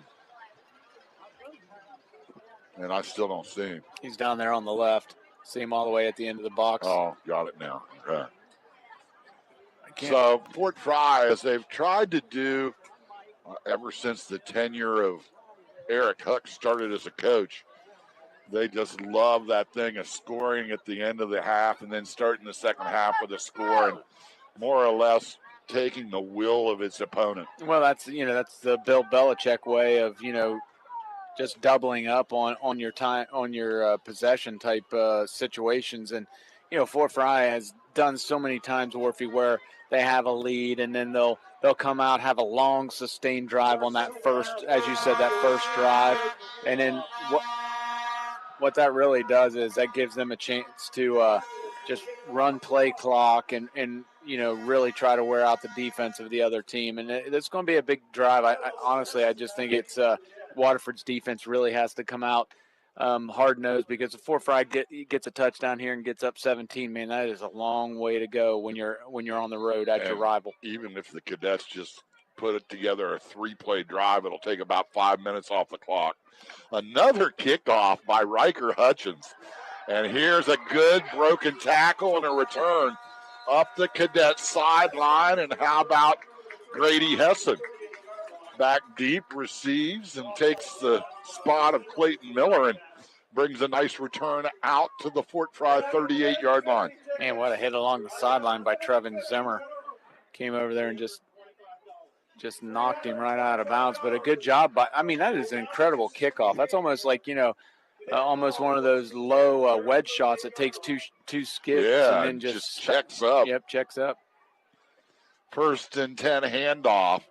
And it's Gavin Rao again, and he almost squirted through a little gap over right tackle, where he's brought down by Zimmer and Jackson. Also on the stop, a name we haven't said that often, that's Cy Ware. But a gain of 3 for the sophomore quarterback, wing back, and it'll be 2nd down and 7. Fort Frye on the positive yards to start with. Now they're on their own 42, so that not really backed up into their own end. And now right here it's taking a long time to get this play in. Boy, it sure is, and they like to run the clock in the second half, but that play clock already at 5 as they come to the line of scrimmage. And they're going to get the snap off straight back to Hessen, who's going to keep it himself. Got hit in the backfield and then pays the price, as he'll be lucky if he got back to the line of scrimmage. And it'll bring up 3rd down and long, and Phyllis a little bit slow getting up. Hessen. And that's just where, it takes you that long to get to playoffs. So Waterford knew there was no motion. There was nothing, of that sort. So they could key on certain types of plays, and it showed there. Good job by number 70, Dylan McCutcheon. I'll tell you that, he's played a whale of a game so far, the sophomore. He cut the outside edge, beat up on the tight end, and then made the tackle. And he lines up defensively on a key each and every time by the Cadets. A shift here, and the Fort Frye is really mixed up. Here in the early going, a late timeout in motion by Waller, and a timeout. Cadets with 10:19 left in the third. We'll be back with more on Jaws Country. Frye Dental Group jokes about their Beverly location being between the groceries and the guns. But the reality is it's a great location, and Sponey's IGA and Jim's Gun Shop are great neighbors. I mean, if you're ever hungry or in some trouble, what's a neighbor for, right? We just happen to fill the gap with great dentistry. And when you get down to it, dentistry is our profession, but people are the focus. Frye Dental Group on Green Street in Marietta, and between the groceries and the guns in Beverly. Dentistry, you can't wait to tell your neighbors about. For all your plumbing and electrical needs, remember Heiss Plumbing and Electric in Lowell. They have appliances and supplies on display, washers, dryers, and quality brand names such as Westinghouse and Frigidaire. When you deal with Heiss, there's no need to worry about maintenance, because at Heiss Plumbing and Electric, we service what we sell. So for complete residential and commercial plumbing service, complete water systems, or complete heating systems, call 896-2522 or stop by Heiss Plumbing and Electric today in Lowell. 3rd down and 7 for Fort Frye, and back to pass is Hessen in a quick blitz on the outside. Trevin Zimmer with the tackle in the backfield, and Fort Frye is going to be forced to punt it away as they lose 5 yards. Great defensive possession there by the Wildcats. I like this style of punting, though, by oh, man. Boy, talk about the wedge checking up on the green. Bradford let go of one that looked like a little pooch punt, and it hit at the 34 and stopped right there. So what is the flag for? This flag's had slowed down a little bit. So Bradford, just angling it away, not trying to punt it too deep. And it was actually a pretty solid punt. You gain, 10, 20, close to 30 yards of positive field position. But then 2 flags came on, it had to be for the same infraction. Now they're trying to talk it over. And that's the thing you always wonder about. If 2 officials see the same thing, they both have their flags side by side, what takes so long to figure out what the call is? I would assume that they both didn't see the same thing. Yeah, I guess. I mean, literally there was no play on the ball, so there was no tackle made. There should, so we'll see what's going.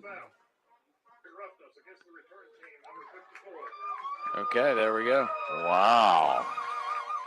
So it was on Riker Hutchins, their kicker? He said 54, I thought, but I don't have a 54. Riker 64. Yeah, I don't know, but I mean that's a huge penalty right there. That's gigantic. Takes it. That turns that into a 48-yard punt. And takes it from the 35 back to the 20. I mean, it's just, man, you can't, when you're down 10 points. Those are mistakes you can't make. Hey, nice stride on that one official. Yeah, that was a 45-yard run. Not even calling for oxygen. I'm calling for him. 1st and 10. Hayden keeps it after a ball fake and has room on the right side. Jones pops it to the sideline, still on his feet at midfield, and a late flag.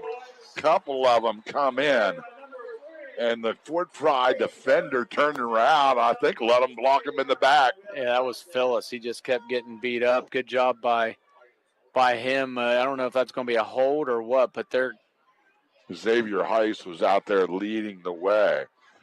But Hayden Jones has a burst of speed that is fun to watch, and he broke out into the open there. Oh, face mask. There you go. So great run by Jones, and then a face mask will add 15 yards onto it. And, man, you talk about a great first play for the Wildcats. And Bradford will hustle off the field. And Grayson Goodwin will pop in to replace him at linebacker. 1st and 10 Wildcats. And Jones with the straight drop, and he's going Wide for open. it all, and he's got a man wide open. Diving attempt at the ball will just come up empty, as getting behind the defense was Roberts, or was that Finn Pennock? See, it looks like Roberts to me, number 8. Okay. But honestly, it looked like he slowed down whenever the ball was thrown, and he broke his stride, and I think that's why he was so upset that it ended up getting overthrown by just a little bit. I think if he just kept his stride, I mean, that's an easy touchdown. Great throw there by Jones. Little play action to Zimmer, and again, Hayden keeps it off the right side, and he'll blow right through the hole, and I mean jump in between the two linebackers and get across for a solid gain of 7, and it's 3rd and 3. Yeah, I mean, that's why you keep seeing Bradford and now Wheeler coming to the sidelines, because those two are not making the plays that they should be making on these fake handoffs, and Jones coming up through the gut. First, it was Bradford getting an earful by the coaching staff, and now Wheeler's on the sideline getting that same earful. 3rd and 3 here. Certainly 2-down territory and nothing but a straight run by Hayden Jones. The ball comes loose, but he'll be called down by contact as a shoestring tackle by Kanan Bradford. It's going to be just shy of the marker and bring up a 4th down. Well, they're actually going to measure. Man. And where they spotted the ball, it was a lot better than where it looked like he landed. That is a great spot. That was a great play by Ross on the edge.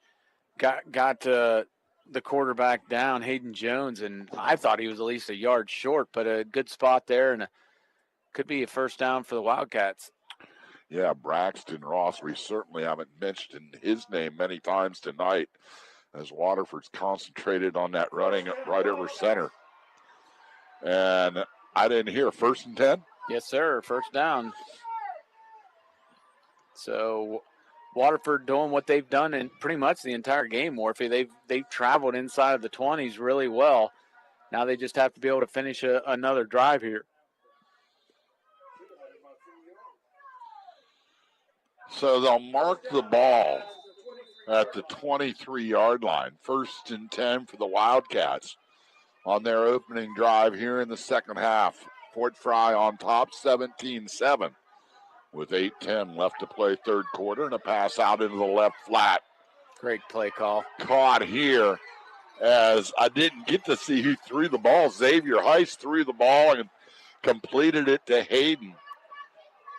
And Hayden Jones is going to take it all the way down to the 1-yard line before he's knocked out of bounds. Man, they had a guy in the backfield with the quarterback, Hayden Jones. Well, then he goes out into motion, and they let the running back take the direct snap, swing it out to Jones really quickly, and we know how dangerous he is in space. Warfy, great play call there, and here's the same setup they had when they ran in last time. Just a full house backfield, and Hayden Jones right behind those big blockers that are in the backfield, led by McCutcheon. And into the end zone go the Wildcats, and we've got us a ball game. 17-13, point after pending for Waterford. Great. Oh, I'm sorry, Chris. That was such a good play call, though, where they just roll the quarterback out, or, send him out in motion and throw it out to him in the flat. Just, they caught Fort Frye off guard there, and Jones, we know what he can do when he gets the ball in his hands. And there's a good variety of play calls by Waterford. Remember back in the old days with a Dove Rider, it was just straight handoff and let them go. As it should have been with Belleville and those guys. I mean, there was a couple times I thought they should have won those games if they would have just given the ball to those guys. Right. Extra point up and through, 17-14. Cadets by 3. 8 minutes left third quarter. We'll be back with more on Jaws Country. Sponey's IGA in the Central Plaza Shopping Center is dedicated to delivering the hometown proud customer service that you can only experience from a store locally owned by people you know and trust.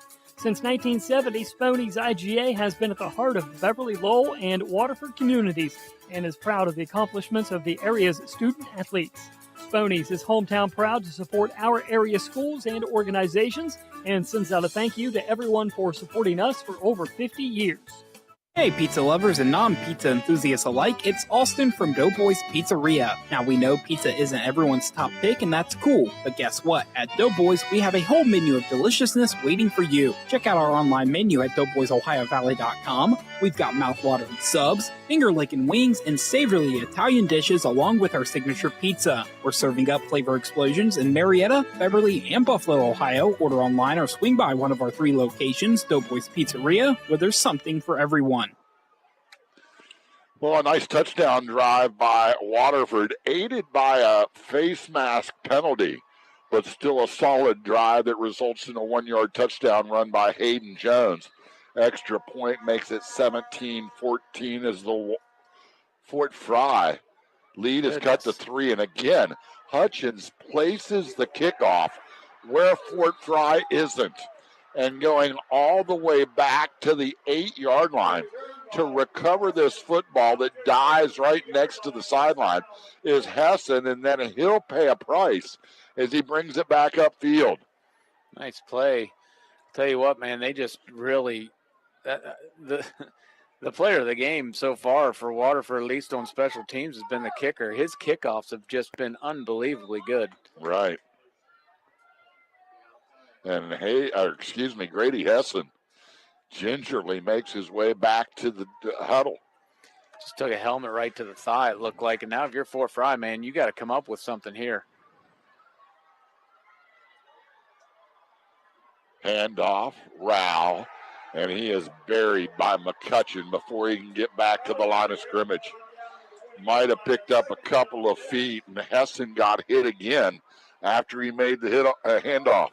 Tell you, Zimmer on the outside has been playing really well. Number 10, he filled up that gap again, made that hit.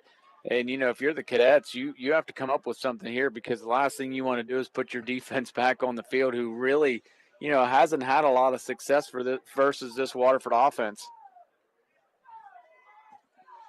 Couple of coaches with the hand signals on the sideline. Waller, one of them. And here we go. Big 2nd down and 10 play for the Cadets. Shotgun snap. And pressure from the backside by Zimmer, and he's going to bring down Hessen. A loss all the way back to the Cadet 10-yard line. And that'll move them back all the way to a 3rd and 20. The Zimmer kid has just really, really tore this game up. He's played well. He saw that was what was going on, and I don't know what Hessen's doing. Does he think that was 4th down or what? Well, he comes to the sideline here and gets the play. But he took his chin straps off, too. I think he just forgot what down it was. And now it just makes no sense. Now you're down back under 8 seconds again on the play clock. You know, it's just really, really out of sorts if you're a Fort Frye Cadet. Probably just a handoff to Bradford. Probably going to run the inside. No, and here he is, and there's the inside screen pass to Phyllis, his first reception of the game. Maybe gain of a couple yards, and it's going to bring up 4th down and long. And this will be a flip of field position in a good way for Waterford. The body language right now is all in favor of the Wildcats. They look like they're the stronger team right now. And, you know, ever since Millers went out for the Cadets, other than that last drive, they have really done nothing. Bradford with that line drive punt is fielded by Colton Jones, and he's got some room. Runs around to the outside, and don't know if that was his smartest move. He broke a tackle of Titan Waller, but then runs into a wall of Cadets, but great field position for Waterford at the Cadet 32-yard line. Good job by Waterford. They moved their 2 deep backs up about 10 yards. They've seen that where, you know, Bradford was just sort of pooch punting, just trying to get it to land about 10 yards from them. They brought their guys up, and Jones made a nice catch on the run and out. Waterford's set up with great field position right now. Cadets stay back in that 4-4, and now it's Jones looking to throw it. And a dangerous pass across the middle, and it looked like it was almost intended for Phyllis in and out of his arms, and he couldn't hold on to it. That was one where if he catches that, he has a chance to make some hay too, but he just dropped it. I think he took his eyes off of it because Bradford was running down the seams with the tight end, and he might have thought that, that big dude's going to take my head off. If Bradford hits me, I'm done. Yeah. But, again, Waterford with two receivers in the same – they both ran slant patterns against each other. Yeah, they both brought defenders in there, but showing confidence in their quarterback. Double inside handoff. Yep, 2nd and 10, and nice defense by Fort Frye is staying home. Bradford and Maddox Huck bring down Trevin Zimmer after he got an inside handoff from Colton Jones. That's the old Belpre play. Remember that back in the day where that would kill? What was the guy's name that was just – I thought he was the greatest running back I ever saw in my life. He'd get that misdirection double handoff. Yep, good job there by Bradford reading that, getting up through the seam, and now it's 3rd down and 9. And that's where that – I understand you're trying to catch Fort Frye off guard on the first down pass, but, man, you've been running the ball so well. Let's see what happens here, 3rd down and 9. Hayden's going to run it himself, not even looking to throw. And, again, coming up from the outside. Nice job by Maddox Huck as he turns it into Bradford, who finishes it off after a 4-yard gain.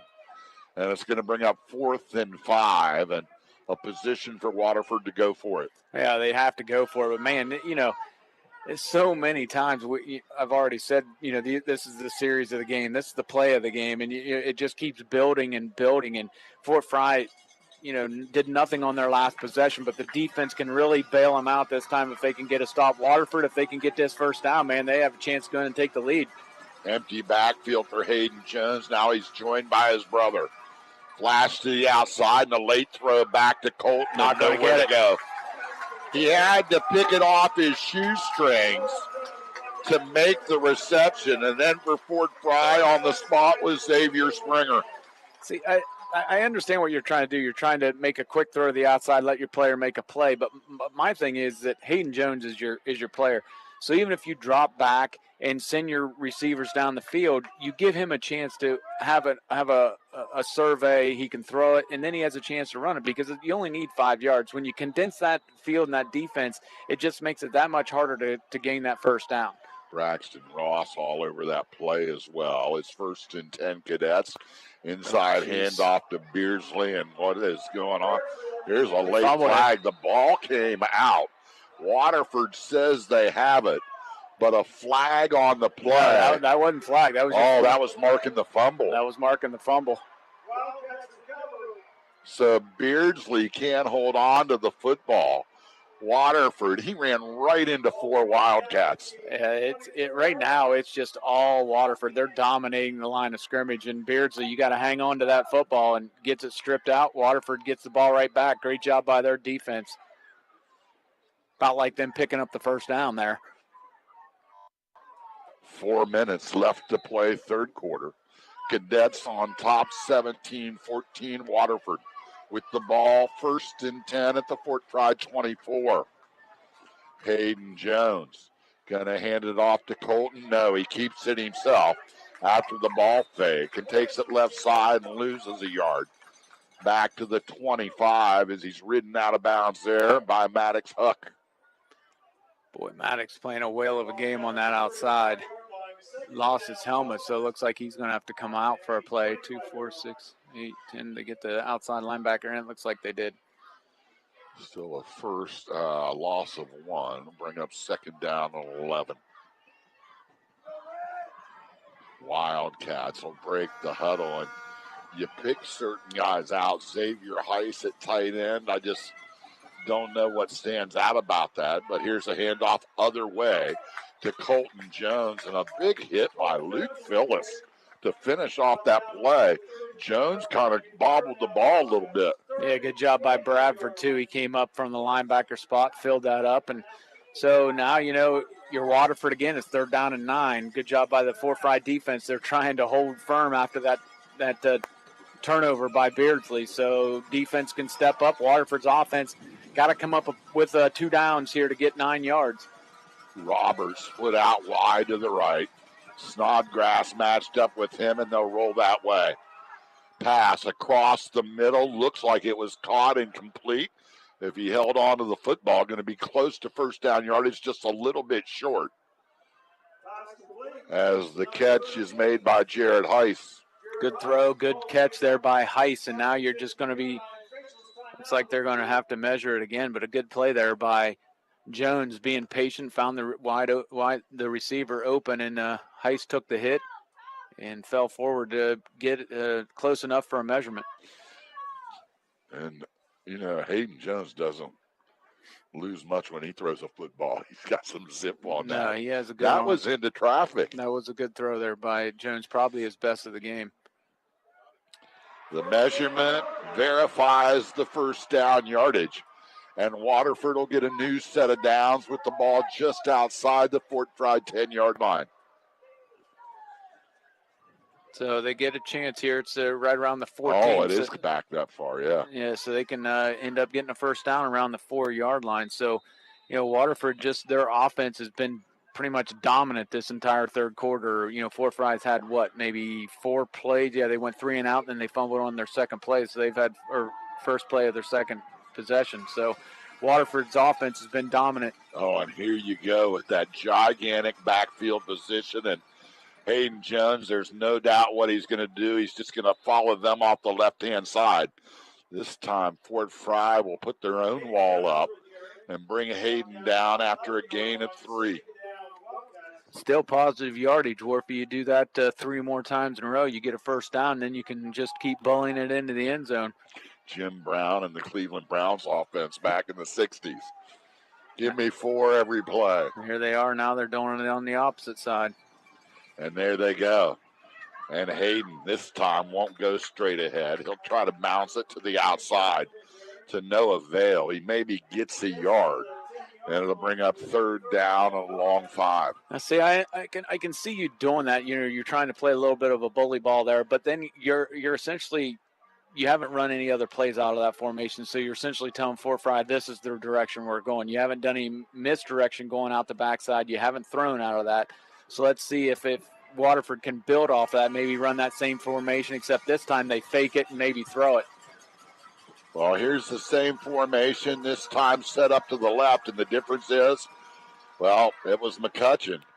And instead, didn't really follow the blockers. Hayden popped it to the outside. He's going to be lucky to get a yard again. It's going to be 4th and 4. Well, see, that's what I'm saying. That time, at least, they ran it away from the strength of the formation. But still, you have one-on-one with your big man out to the left. You could have just decided, okay, hey, we're going to, take 2 steps in and then just try to throw a quick slant to your big guy. And what is going on? Riker Hutchins is going to try a 25-yard field goal. Okay. Well, I guess maybe that's what they were thinking, is if we didn't pick it up, we could kick the field goal because, he has a very good leg, Warfy. It'll be officially 26 yards. Good snap and the hold, and the kick is up, and it is good, perfectly through the center of the uprights. 45 seconds left, third quarter, and we're tied at 17 apiece.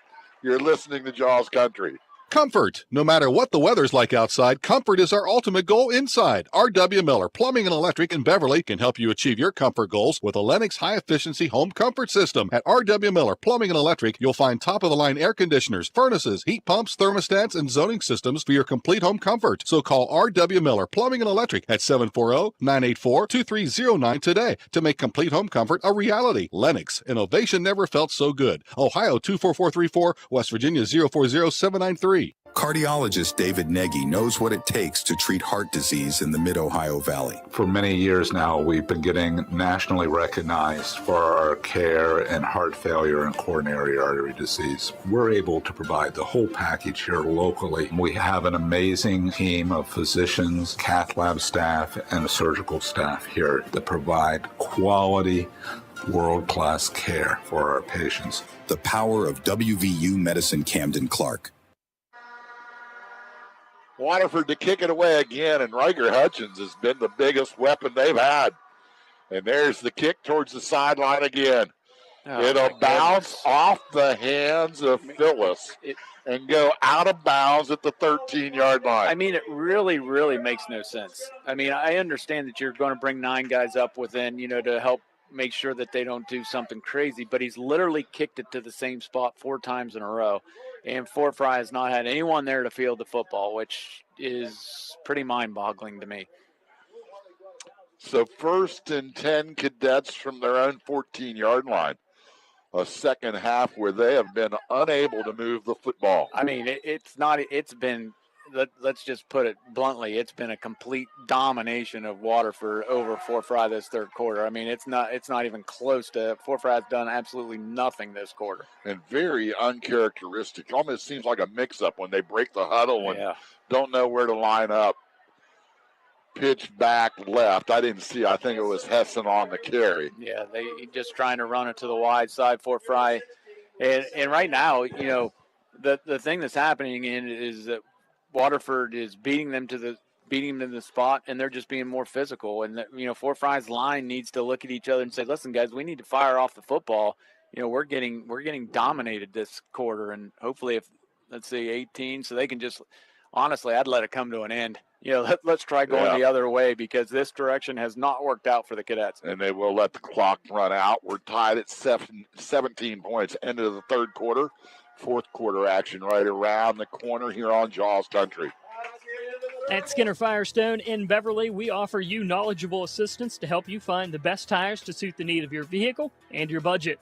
As part of the local community since 1960, Skinner Firestone is committed to being a respected neighbor, trusted business, and will always provide you with honest evaluation, the best products, excellent service, and a fair price. Skinner Firestone, 100% committed to making sure you're 100% satisfied.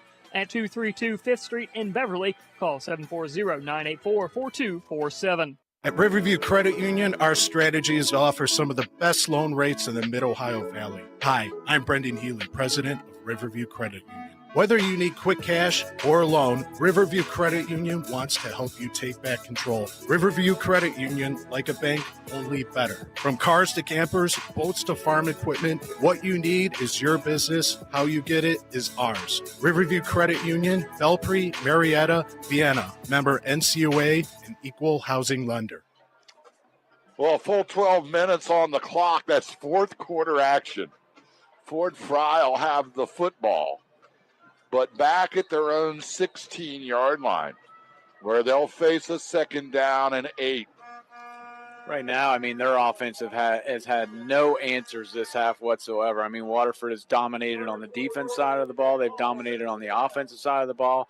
And I know Miller's on the sideline, but that doesn't mean that, the line can't block and, you can't create some holes or whichever. Waterford's just come out and just said, we're going to play better, and they did that quarter. And man, we're tied up going into the fourth quarter where if you couldn't ask for much more. Hessen under center, 2nd down and 8. And again, early motion by the Cadets, reset.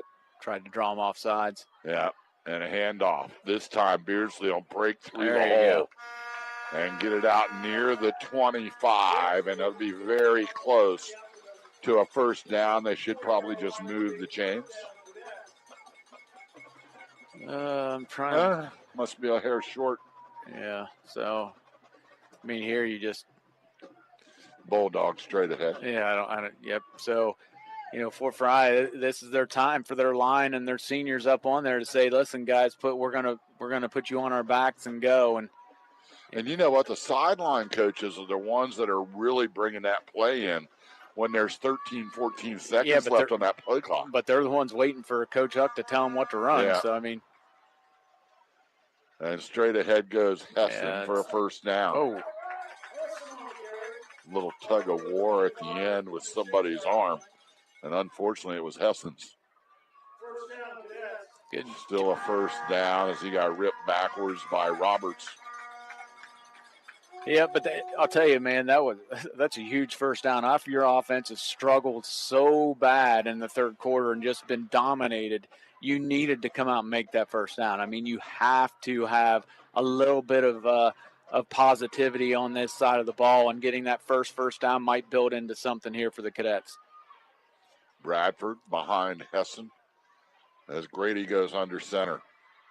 1st and 10. Play action fake to Rao, and the handoff to Bradford, who gets hit into the backfield and then falls ahead for a gain of 1. And just the body motion you talked about, as great job by Colton Jones to help up Bradford after the tackle. You're just talking about body language and stuff. Waterford's got it. Well, I just think that they just look the fresher of the two teams. I mean, they look quicker. They look a little bit stronger. And, I think Fort Frye, when Miller went out, I think they had a little bit of a letdown. Our best player's out, and it's tough to make plays when your star player's out. But you got to step up and do something here. 2nd down and 9. Rao in motion across the back of the offense, and Hessen has room to run. Man, just run it. Instead, he throws it out in the flat, incomplete. It'll short hop Luke Phyllis and bring up 3rd down and 9.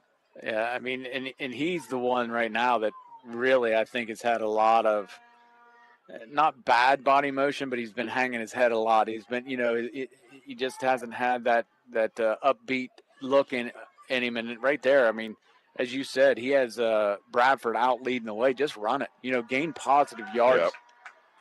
He has taken a couple of hard shots, though, here in the second half. He's been beat up the entire game.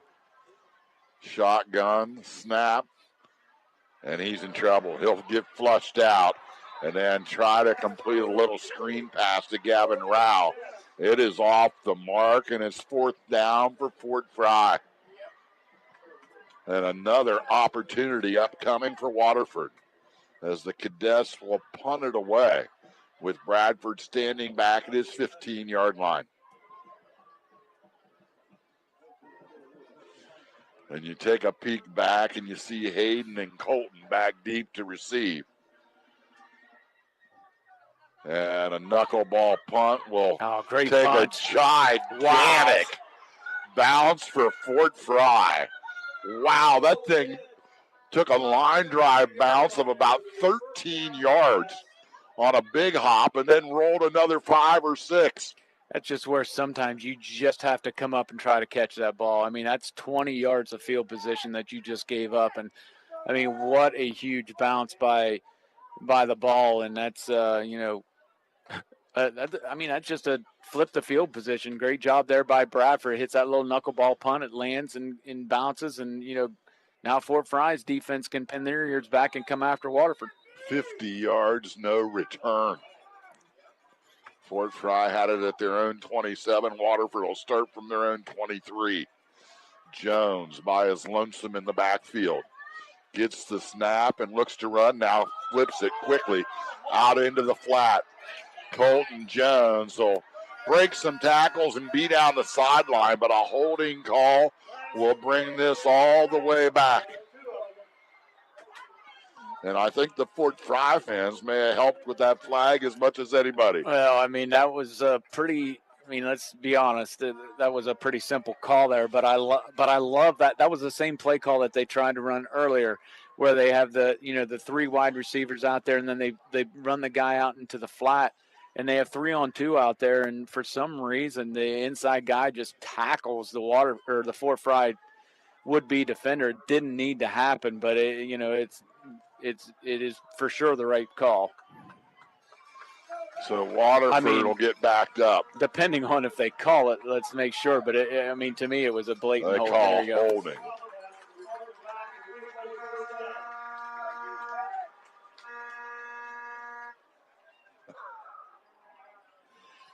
So take it back to about the 13-yard line. Maybe. Yeah, you never know. A little Saturday in the park with a Sunday stroll. Great play call, though, again by Waterford. I mean, I really liked what Coach McCutcheon has done. They've outflanked Fort Frye on some possessions. They bullied them on others, and right there they just get the ball out into the flat on the run. Great pass by Jones, and unfortunately for them, an easy call on the hold. 9.5 minutes left in a tie ball game. Fort Frye 17, Waterford 17. Quarterback keeper by Hayden Jones, and the whirling dervish hit and spin across the 15 out to the 18-yard line for the young sophomore quarterback. It's literally amazing, though, how many times you think that he's going to be held to no gain or lose yardage, and then all of a sudden he just pops out from the defenders and ends up gaining 4 or 5 yards. And, Fort Frye has played good at the point of the attack. It's just the thing is they can't bring the guy down. Second down and approximately 17 yards. Give or take, our plus minus is 1. Hayden straight drop, and he's looking deep. Fires it left side, and the Cadets are there. And up to tip it away with Snodgrass. Yeah, good play there by Dakota. Jones just waited a little bit too long for that. I mean, that throw's not there. It has to be made earlier. He has to make a quicker decision, and that's where that penalty is a huge play when you get put behind the chains. As I've said numerous times, Waterford probably even better so than Fort Frye is capable of getting that long, but you don't want to get behind the chains if you're these two teams. And now Waterford with 3rd down and 17. You have to be sort of careful here. You're deep in your own territory. A turnover could be huge here if you're the Wildcats. So, maybe a screen, maybe a quarterback run, something, try to get him out in space. Play action. They'll give it to Zimmer, nowhere to go. His second effort, though, is just something phenomenal as he burst through and broke a tackle in the backfield of Maddox Huck. But still, after a 5-yard gain, it'll bring up 4th down and 9. All week long, the talk about this ball game was a coin flip, and people were right. These two teams know each other so well. I mean, the staffs have gone against each other forever, and it's just a rivalry game. Oh, and here's a block punt by the Cadets. They'll recover it inside the 15-yard line. And with the block was number 55, Braxton Ross. High snap, and that's what you heard me say, whoa, and he had to go up and get it, and then Ross lays out, and the senior with the big play. And I'll tell you what, man, Fort Frye needed something to happen because they really haven't done anything in the second half. And, man, they've been getting killed on special teams the entire game, and now they flipped it right here. 1st and 10, Fort Frye. They'll actually mark the ball at the 13-yard line. What in the world? So they're going to call timeout. Wow. Waterford calls timeout with 8:01 left to play in this ball game, and it's Fort Frye 17, Waterford 17. You're listening to Jaws Country. The Hickory Grove Country Market is more than meets the eye. On the outside, it appears to be your typical gas station, selling all grades of gasoline, including diesel. But step inside and you'll find a convenience store, full grocery store, and a deli and pizza counter. And now Hickory Grove features all regular fresh cuts of meat from Staley Countryside Meat Company. So whether you need a fill-up at the pump, to grab a quick meal, or to stock the kitchen pantry, stop into Hickory Grove Country Market, located on 339 in Vincent. Appletree Assisted Living in Barlow and Beverly offers real comfort for older adults. Appletree Assisted Living has cozy surroundings with only 15 people living in each home. It allows older adults to truly feel at home. Whether it's relaxing by the fireplace with a warm cup of tea or enjoying a favorite entree, you'll feel the Appletree difference. A comfortable home with a caring staff, great food, and a neighborhood setting. At Appletree Assisted Living, you'll feel special. Appletree Assisted Living in Barlow and Beverly, we do senior living right. 1st and 10, Fort Frye. End around handoff, and what a great defensive tackle in the open field by the Waterford Wildcats as they bring down Beardsley. And again, it's Braden Smith, the sophomore outside cornerback, with just a solid hit and wrap for no gain. See, it looked like there, though, Beardsley could have had a little bit more patience that time, just to let the block set up and then cut the ball back inside. But I think what he thought is, hey, Braden Smith's out there. I'm my size. He's his size. I'm just going to go right over top of him. The thing is that Smith brought him down. Great job by him. And now for Frye, we've said their struggles on offense this entire quarter or half. Goodness gracious. Now a timeout unreal. for Frye. And the chess game begins a little early. 7:13 left to play, tied at 17. You're listening to Jaws Country. At Lang Financial, we don't want you to go back to school to get ahead on your financial journey. That's why we developed the Lang Financial Report Card. And the best news, we do all the studying and you get all the credit. Kind of like sitting next to the smartest person in class, sharing answers, and not getting in trouble for it. Lang Financial, better planning, better outcomes. Call Lang Financial today. Northwestern Mutual Investment Services, LLC is a subsidiary of NM, broker-dealer, registered investment advisor, member FINRA, and SIPC. Force Electric is a commercial and industrial contractor that was established in 2001 by Darla and Jeff Barker. Force Electric specializes in commercial and electrical work and takes pride in each project that we have an opportunity to participate in. We're licensed in Ohio and West Virginia and can offer you the quality and performance you need for a successful project. At Force Electric, our #1 goal is customer satisfaction at the highest quality level possible. We have all the solutions for your electrical service needs. Call us and we'll be there. Force Electric, call 749-0222.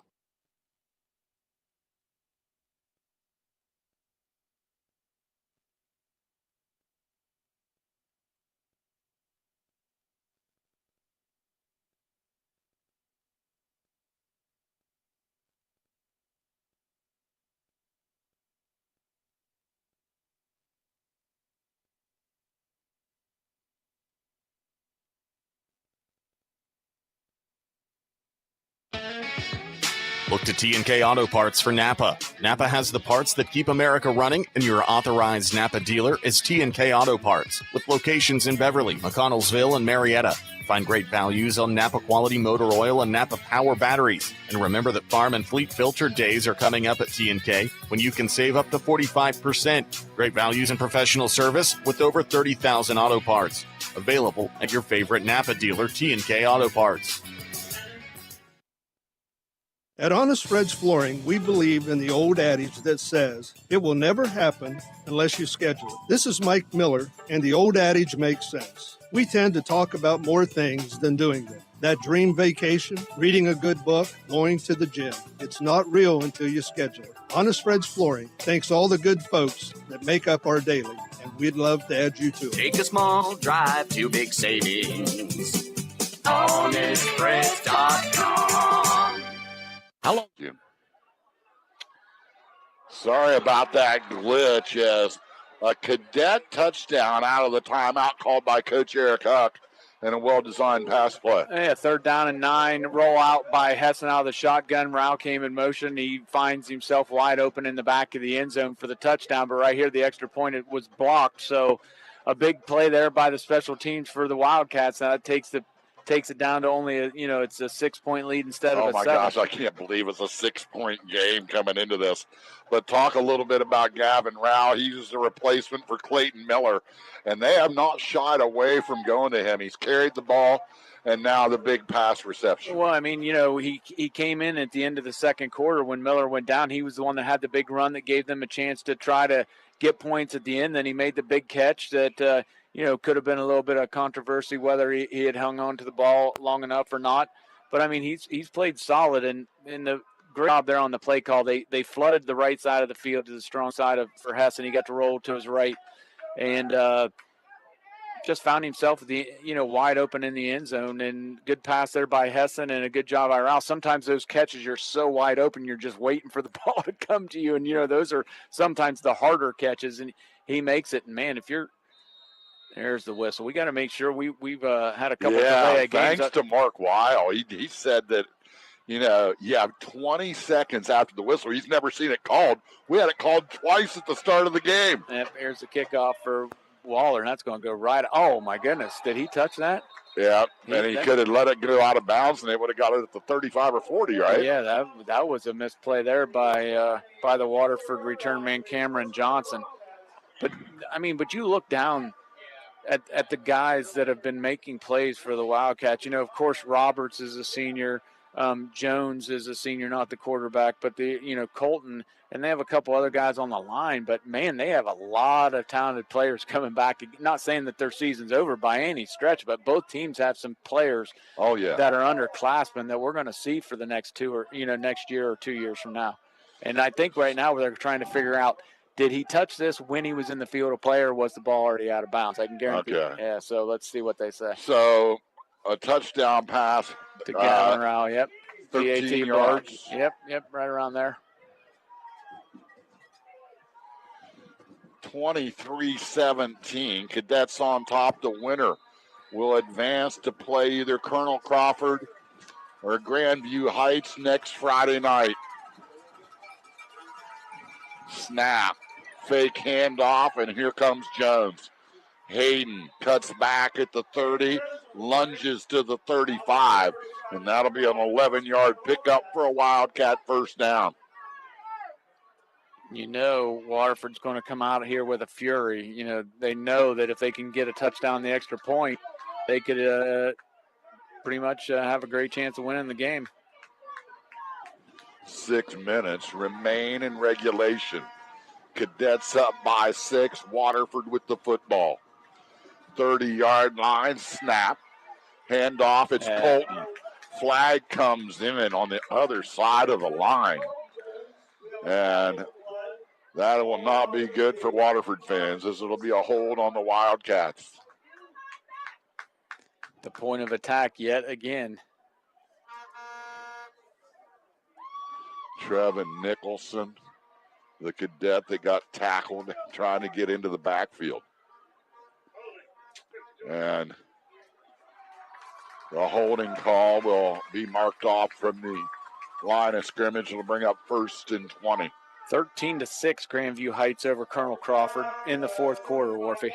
So they're smacking each other around. Crawford has not scored a touchdown for sure, but right. Heights up 13-6. So both of these games are knockdown dragouts right now. So they'll overload the left side. 3 wideouts split over there. In motion comes Colton Jones, the double handoff inside to Tevin Zimmer. And he'll break tackles and hold on to the football as Fort Frye nearly stripped it away. Hessen comes up to assist on the stop with some help from Maddox Huck. But the inside hit for the Cadets was my number 50, Trevin Nicholson. Nicholson well downfield. That's a 10-yard gain. But that's just another great run by Zimmer. I mean, he gets contacted 5 yards right around the 30, and he just keeps his leg moving and keeps going and gains another 5 yards. 2nd down and 10. And here's Jones rolling out to his right. Hayden will toss the pass out to Jared Heiss, who will be brought down after a 4-yard gain. Tice Beardsley on the spot. Maddox Huck out there as well. 3rd down and 6 here for Waterford with 4.5 minutes left.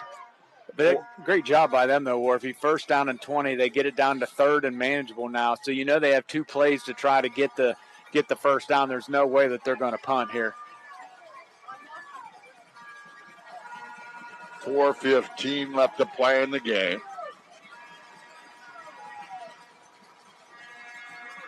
Hayden Jones, straight drop, looking across the center of the field. He's going to fire, and it's in and out through the hands. A little bit too much mustard on that. But I think if you went to Max Roberts, he would have said he should have caught it. Yeah, that's a tough catch, though, Warfy. I mean, he has a chance there to make a play. I'm with you. I think that they just could have see what Fort Frye is doing here. They've pulled out a couple of defenders. They're most definitely going to go for it here. 4th down and 6 after the incompletion. Stops the clock with 4:04 left to play. Waterford on their own 38-yard line. And here they come as they break the huddle. Straight snap to Hayden. Pump fake, and he's looking deep.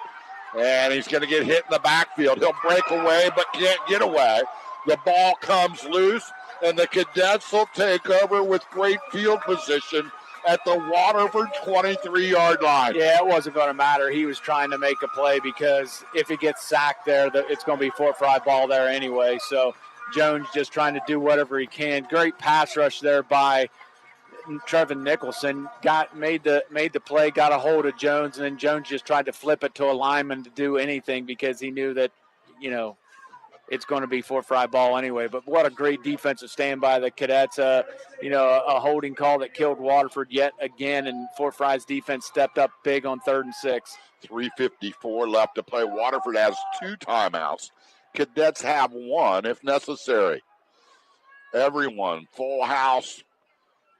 Line up here and straight ahead on the quarterback keeper is Hessen. He'll spin off an initial hit and take it down near the 15-yard line. What a great call by the sophomore to take it himself. Well, I'm pretty sure that was a called play that time. So he just grabbed it, took off, and that's a 7-yard gain on a quarterback sneak, Warfy. And the big thing is it gets the clock rolling too. The other thing was it was safe call. And let's see. So, in theory, they're in field goal range. I'm not saying that they want to play for a field goal, but if they don't get this first down here, if they kick a field goal, that's a 2-possession game, and that could essentially, put the game out of reach. 2nd down here. Look for Bradford. Instead, it's off to Beardsley. He takes it off left tackle, and Colton Jones will make the tackle. And they'll move the chains. 1st and 10 Cadets. And now that play clock comes into play. Yep, Waterford with 2 timeouts, Warfy. So you got to figure they're going to let this play go, and then after this one, they're probably going to have to call a timeout. So, Fort Frye is going to use up that entire play clock for sure. Big thing is, if you're Waterford, you cannot let Fort Frye into the end zone. Hessen will just stand at center, wait for it to get down to 4-3, and he'll sneak it straight ahead. And maybe 2 yards on the play and a quick timeout for Waterford. 2:34 left in the game. Cadets up by 6, and they've got the ball. You're listening to Jaws Country.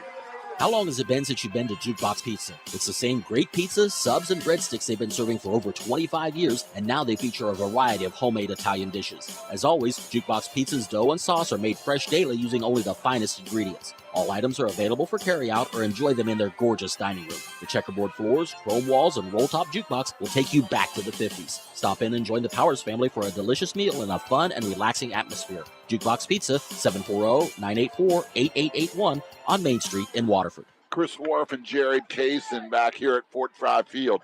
2:34 left to play in the game. And a back and forth affair favors the Fort Frye Cadets now 23-17. And Fort Frye with the ball in good position. So you got to look at the clock right now, Warfy. It's 2:34. It's 2nd down. So Fort Frye runs the ball here.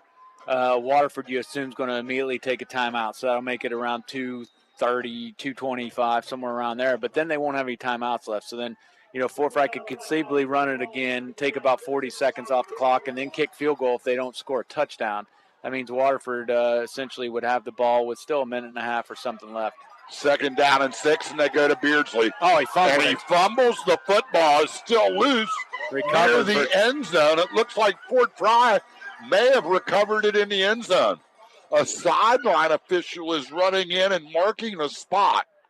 And it looks like they're going to give it back to the Cadets inside the 2-yard line. Yeah, but is it a first down now, though?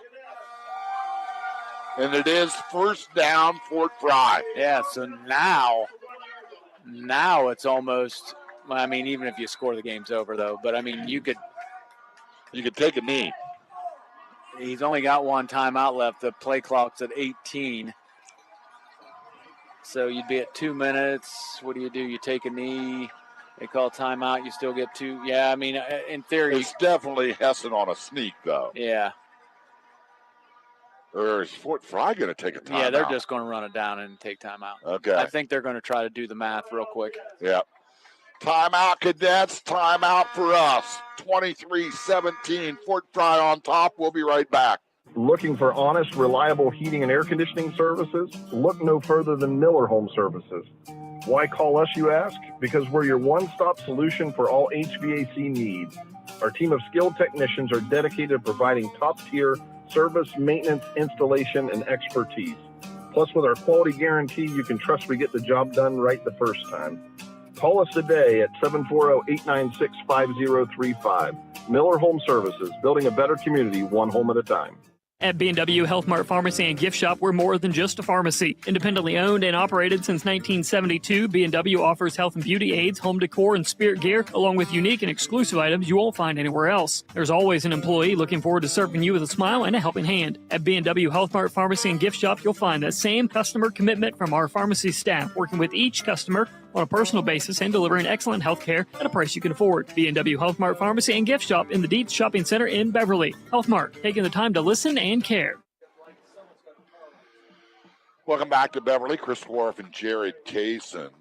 Fort Frye used a timeout there. They have none left. But 2:02 left in the game. It's first and goal, Cadets. And we got a car out here outside that turned their headlights on.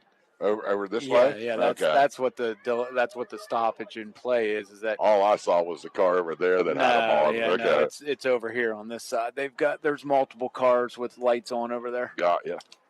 So they're just waiting for them to turn them off. And they don't want to. Yep. So, people are trying to decide, okay, hey, there's 2:02 left. Waterford has one timeout left. Do you take a knee? What do you do? Well, Fort Frye scores a touchdown here. You go up 2 possessions. You're up 12. To me, you can't run the play clock out, or you can't run the game clock out. If you take a knee, they'll call time, and then even if you take 2 more knees, you're down. Leaving them 37 seconds. 30, seconds 40 seconds, yeah. And then you still have to put the ball in the end zone on 4th down. So my theory is that just let Hessen run it up the gut. Don't hand the ball off. If you score, you score. You get a chance to go for 2. You could be up 12 or 14 points with, 1:57 to go. I'll take my chances, that way more so than I will the other way. So it looks like we're set to get back. No, yeah, there goes the play clock. Fort Frye to the line of scrimmage. Hessen under center. We'll see if he pushes straight ahead. He does. And he's in the end zone. Touchdown, Fort Frye. As Hessen climbs over from the 1-yard line. That's his second touchdown of the game. And that one is a dagger for Waterford. As Fort Frye goes on top 20-17. 29-17.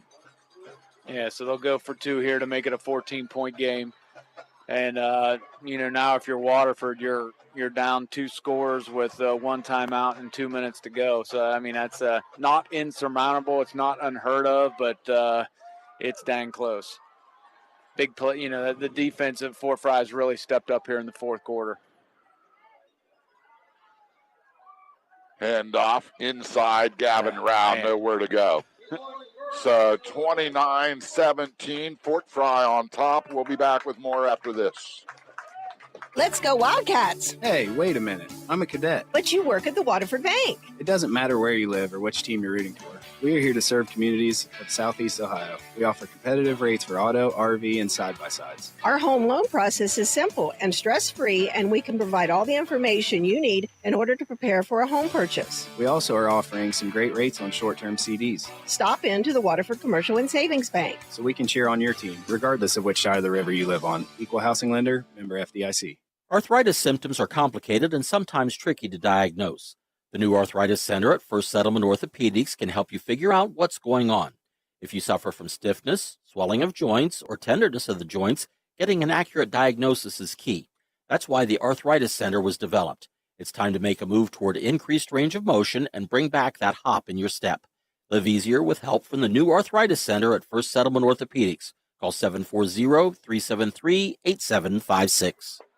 So pretty much academic now. Fort Frye to kick one off. I guess you could see some fireworks, but to me here you have to squib it, or you can't give them a chance you to. Can't give the Jones boys a chance to run it all the way back. Exactly. You got to make sure that they have to run a couple offensive plays to score to run some clock. So Waterford actually still has 1 timeout left. Grandview Heights still leading 13-6 at least by score stream.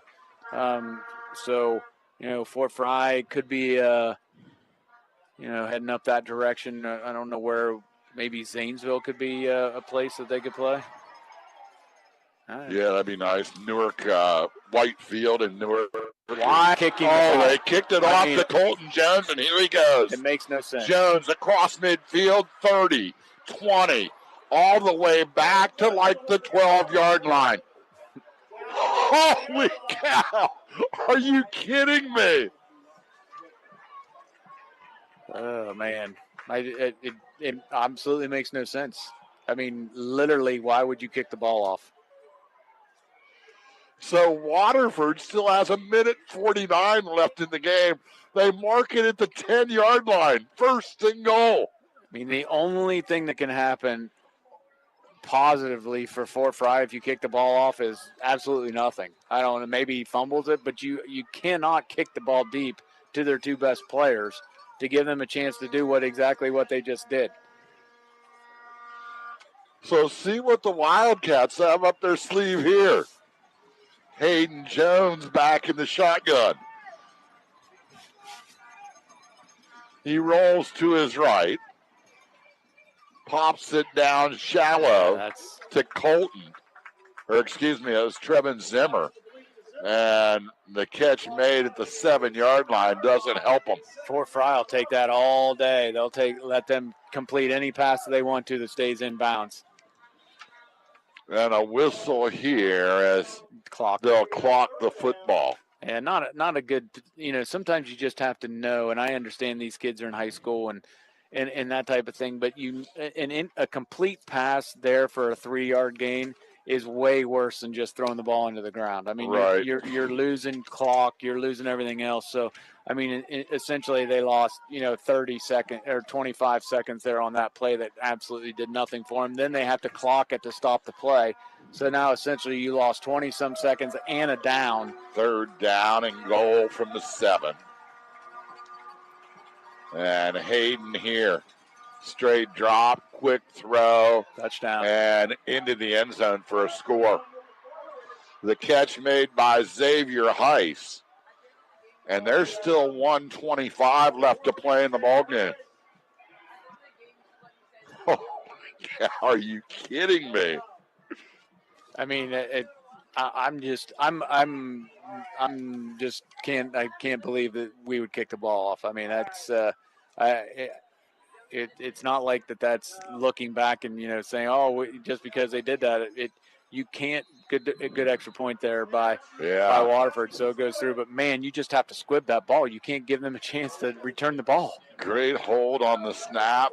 5-point Cadet lead. Onside kick coming up. You're listening to Jaws Country. Shopaholics and people who hate shopping have one thing in common.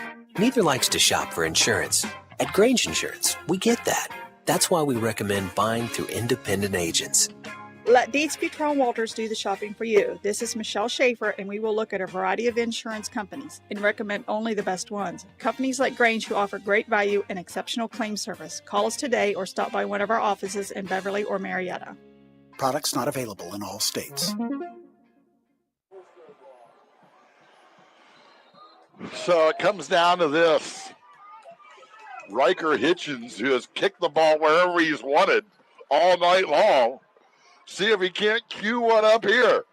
Well, you automatically know what's going to happen. So Fort Frye's got to have their hands team up ready to grab the ball. But great job by Waterford. I mean, they get the kick.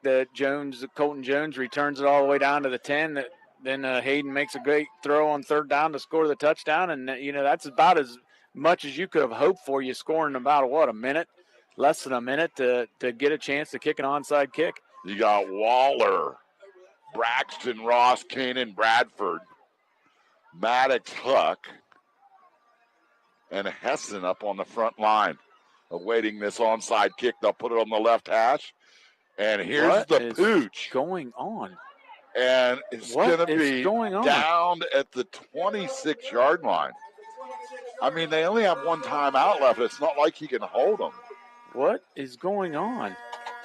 So instead of the onside kick, a pooch kick by Riker Hitchens. I mean, did you just? I Or mean, Hutchins. the coach is talking to him right now. Like, what did you do? But how? I mean, in theory, that's all you were doing in the timeout was saying, okay, here's what we got to do. We got an onside kicker. We got to get, blah blah blah blah blah. How? I mean, essentially, you just kicked the game away. The game's over. Yeah, Fort Frye just has to take a knee. I mean, 3 times. The game's over. They can call timeout this time, Right. and then the game's over. I mean, what happened? And Fort Frye is in victory formation with the ball at their own 25-yard line. Man. Tell you what, Warfy, it's hard for me not to, people that know me know I'm never speechless, but after those last 2 kicks, I have no idea what's going on.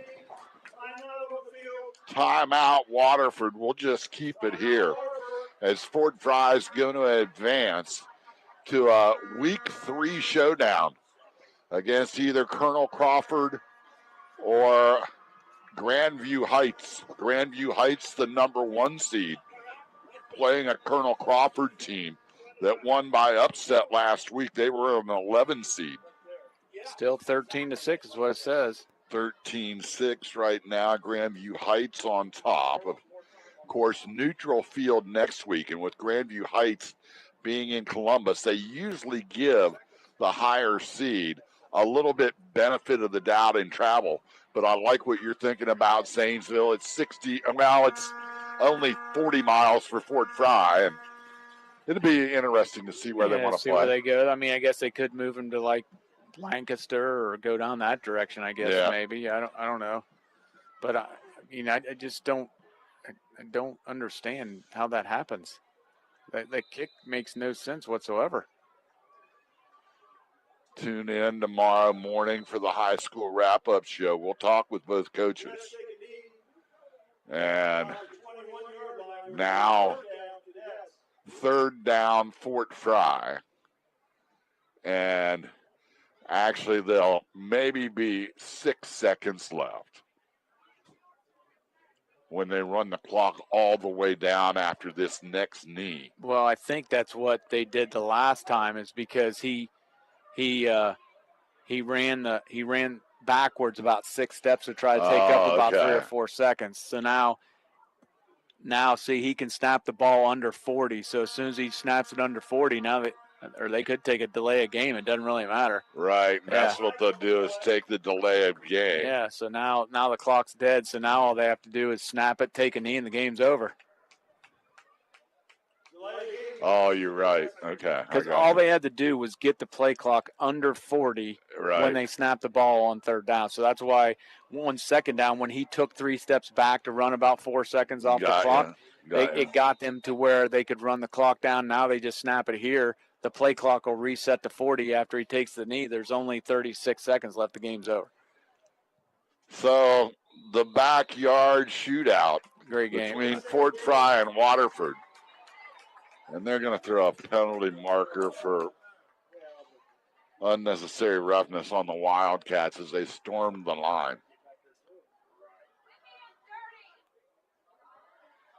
31 seconds remain. They certainly didn't call. Oh, maybe they called it on Fort Frye. Oh, okay. So let's look at it this way. If Fort Frye just made a penalty, and it's a dead ball penalty, then that is going to be crazy. It's 4th down, yeah. Yeah, because it's 4th down. They'll have to punt with the clock stopped. And I'll tell you right now, they've got these referees. I mean, they're going straight Mensa on this stuff. Because Eric's over there yelling at his team right now, saying, you don't do anything. You let them drop kick you into the freaking end zone. This game's over unless we do something completely stupid. So you can't do anything other than look. Evidently, he's pulling somebody out because they're not being smart. Holy cow! This could be monstrous right here, Warfy. This whole call right here. We actually hit the automatic start button on the car, and now we got to turn it off. Holy cow! And the officials, I think they can't believe it. Well, I don't know. I think it's going to be offsetting maybe or what's going on. But if they call this if this is called a dead ball penalty on Fort Frye. And it is on Fort Frye, You've a got to be personal kidding. foul. Unbelievable, Worthy. I mean, that is just insane. I mean, literally now they've given Waterford a chance to win the game. And it's 4th down. If you have to punt it away, guess who's standing back deep? I mean, you literally just gave them a chance to win the game. Hayden Jones. And look at the Waterford sideline. They can't believe it. Well, how could you not? I mean, literally, how? Oh, man. Well, how can Fort Frye be lined up to run a play? Well, they're not. They're going to punt it. There's nobody back. Well, Bradfield's back. I think they're just trying to get clarification. I mean, you have to punt the ball. I mean, it's 4th down. It's 4th down. You have to punt it. There's still 31 seconds left. I mean, what a colossal mistake. They called that a dead ball penalty, which is, I mean. After the play. I mean, what? I mean, this is. Yeah, I mean, you take the safety, I guess, and run it out, and then you punt it, I guess. But then if you take I mean. Yeah, wouldn't you take a safety and then punt it out of bounds or something? Let's see. So you'd punt it. Whenever you kick it, you'd kick it from the 40. So yeah. Yeah, but if you take a safety. No, but if you take a safety, then you field goal ties it. Yeah, but who cares? You still get to kick it from the 40-yard line. From here. Good. No, you have to kick it from the 20 on a safety. Oh, okay. Well, either way, though, you're still. Yeah, I still like that better than punting from back here. So the snap to Hessen, and he'll run around, take as much time as he can to the back of the end zone, and he'll actually let him tackle him as he takes the clock all the way down to 23. 8 seconds come off the clock, but now Fort Frye has to kick it away to Waterford with 23 seconds left. And they put the 2 points on the wrong side of the scoreboard. 29-26 is your score. I mean, this possibly could be the most baffling last 2 minutes of football that I've ever seen in my entire life. I mean, So 23 seconds left. I mean, 29-26 Cadets. I mean, that's literally you're up 12 points. You kick the ball off to give them a chance to run it down, which they do down to the 10. They score. Waterford has the ball to kick off. They do not kick the onside kick. For some unforeseen reason. Fort Frye gets the ball. Then they can run the clock out, and you have a lineman get a penalty called on him. Dead ball that stops the clock. After the play. Now you have to punt the ball. All you needed to do was get up off the pile and stay the heck away, and the game's over. They're going to have Waller tee it up. Yeah, you're allowed to kick it off here. But now a return by either one of them. I mean, they're going to have a chance to throw the ball in the end zone practically. So, I mean, this goes from colossal to just confoundedness. I mean, it's completely crazy.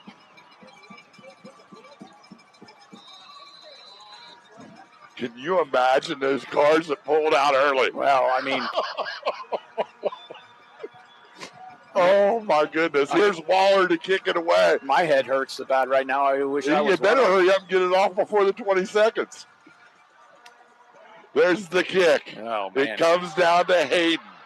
Across the 45, across midfield, and he breaks the ball off to him. Hayden Jones headed to the 20, 15, and out of bounds at the 10-yard line. I mean, Waterford has it first and goal with 13 seconds left in this ball game, and a field goal can tie it. A touchdown can win it. Oh my! I mean, literally.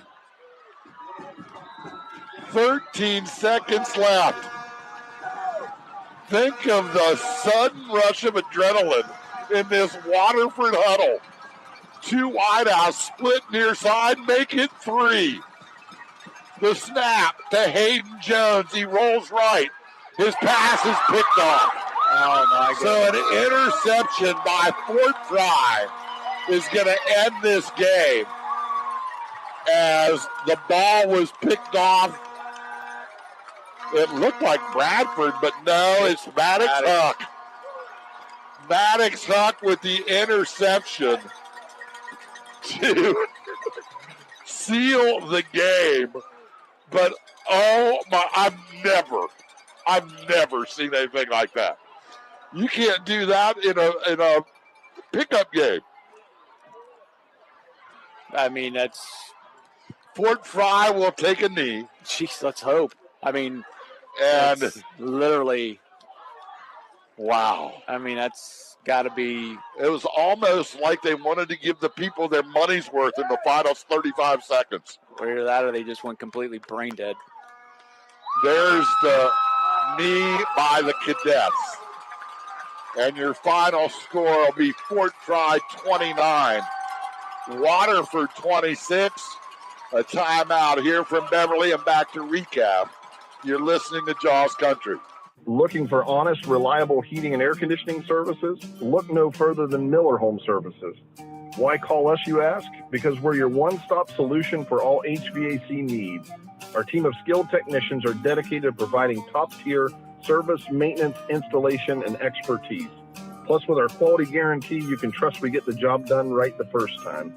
Call us today at 740-896-5035. Miller Home Services, building a better community, one home at a time.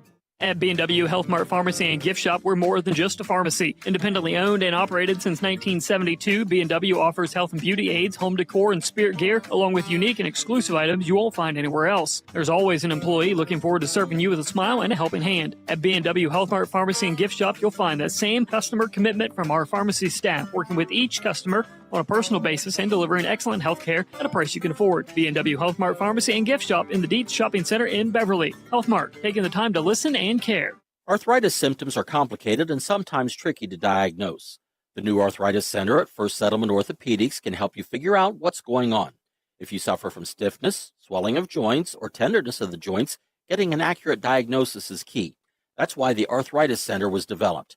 It's time to make a move toward increased range of motion and bring back that hop in your step. Live easier with help from the new Arthritis Center at First Settlement Orthopedics. Call 740-373-8756. Back, but that takes all the time. I mean, that's the whole reason why you squib it. Holy cow. I've never seen it. Welcome back to Beverly. Chris Wharf and Jared Kaysen. And I remember those commercials with Drew Pearson and the Alkill, fantastic finishes and stuff. I've never been through anything like that. Fort Frye escapes with a 3-point victory, 29-26. Here tonight to advance to a third-round game. I mean, I would call that a finish. I would call it far from fantastic. I mean, it was weird. It was crazy.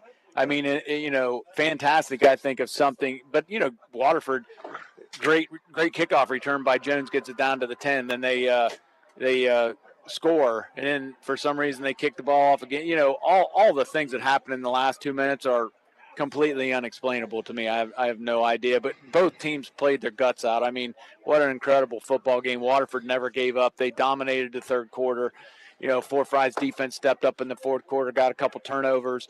And then, Waterford down 12 with under 2 minutes to go, has a chance to win the game somehow. It was just it was a crazy finish.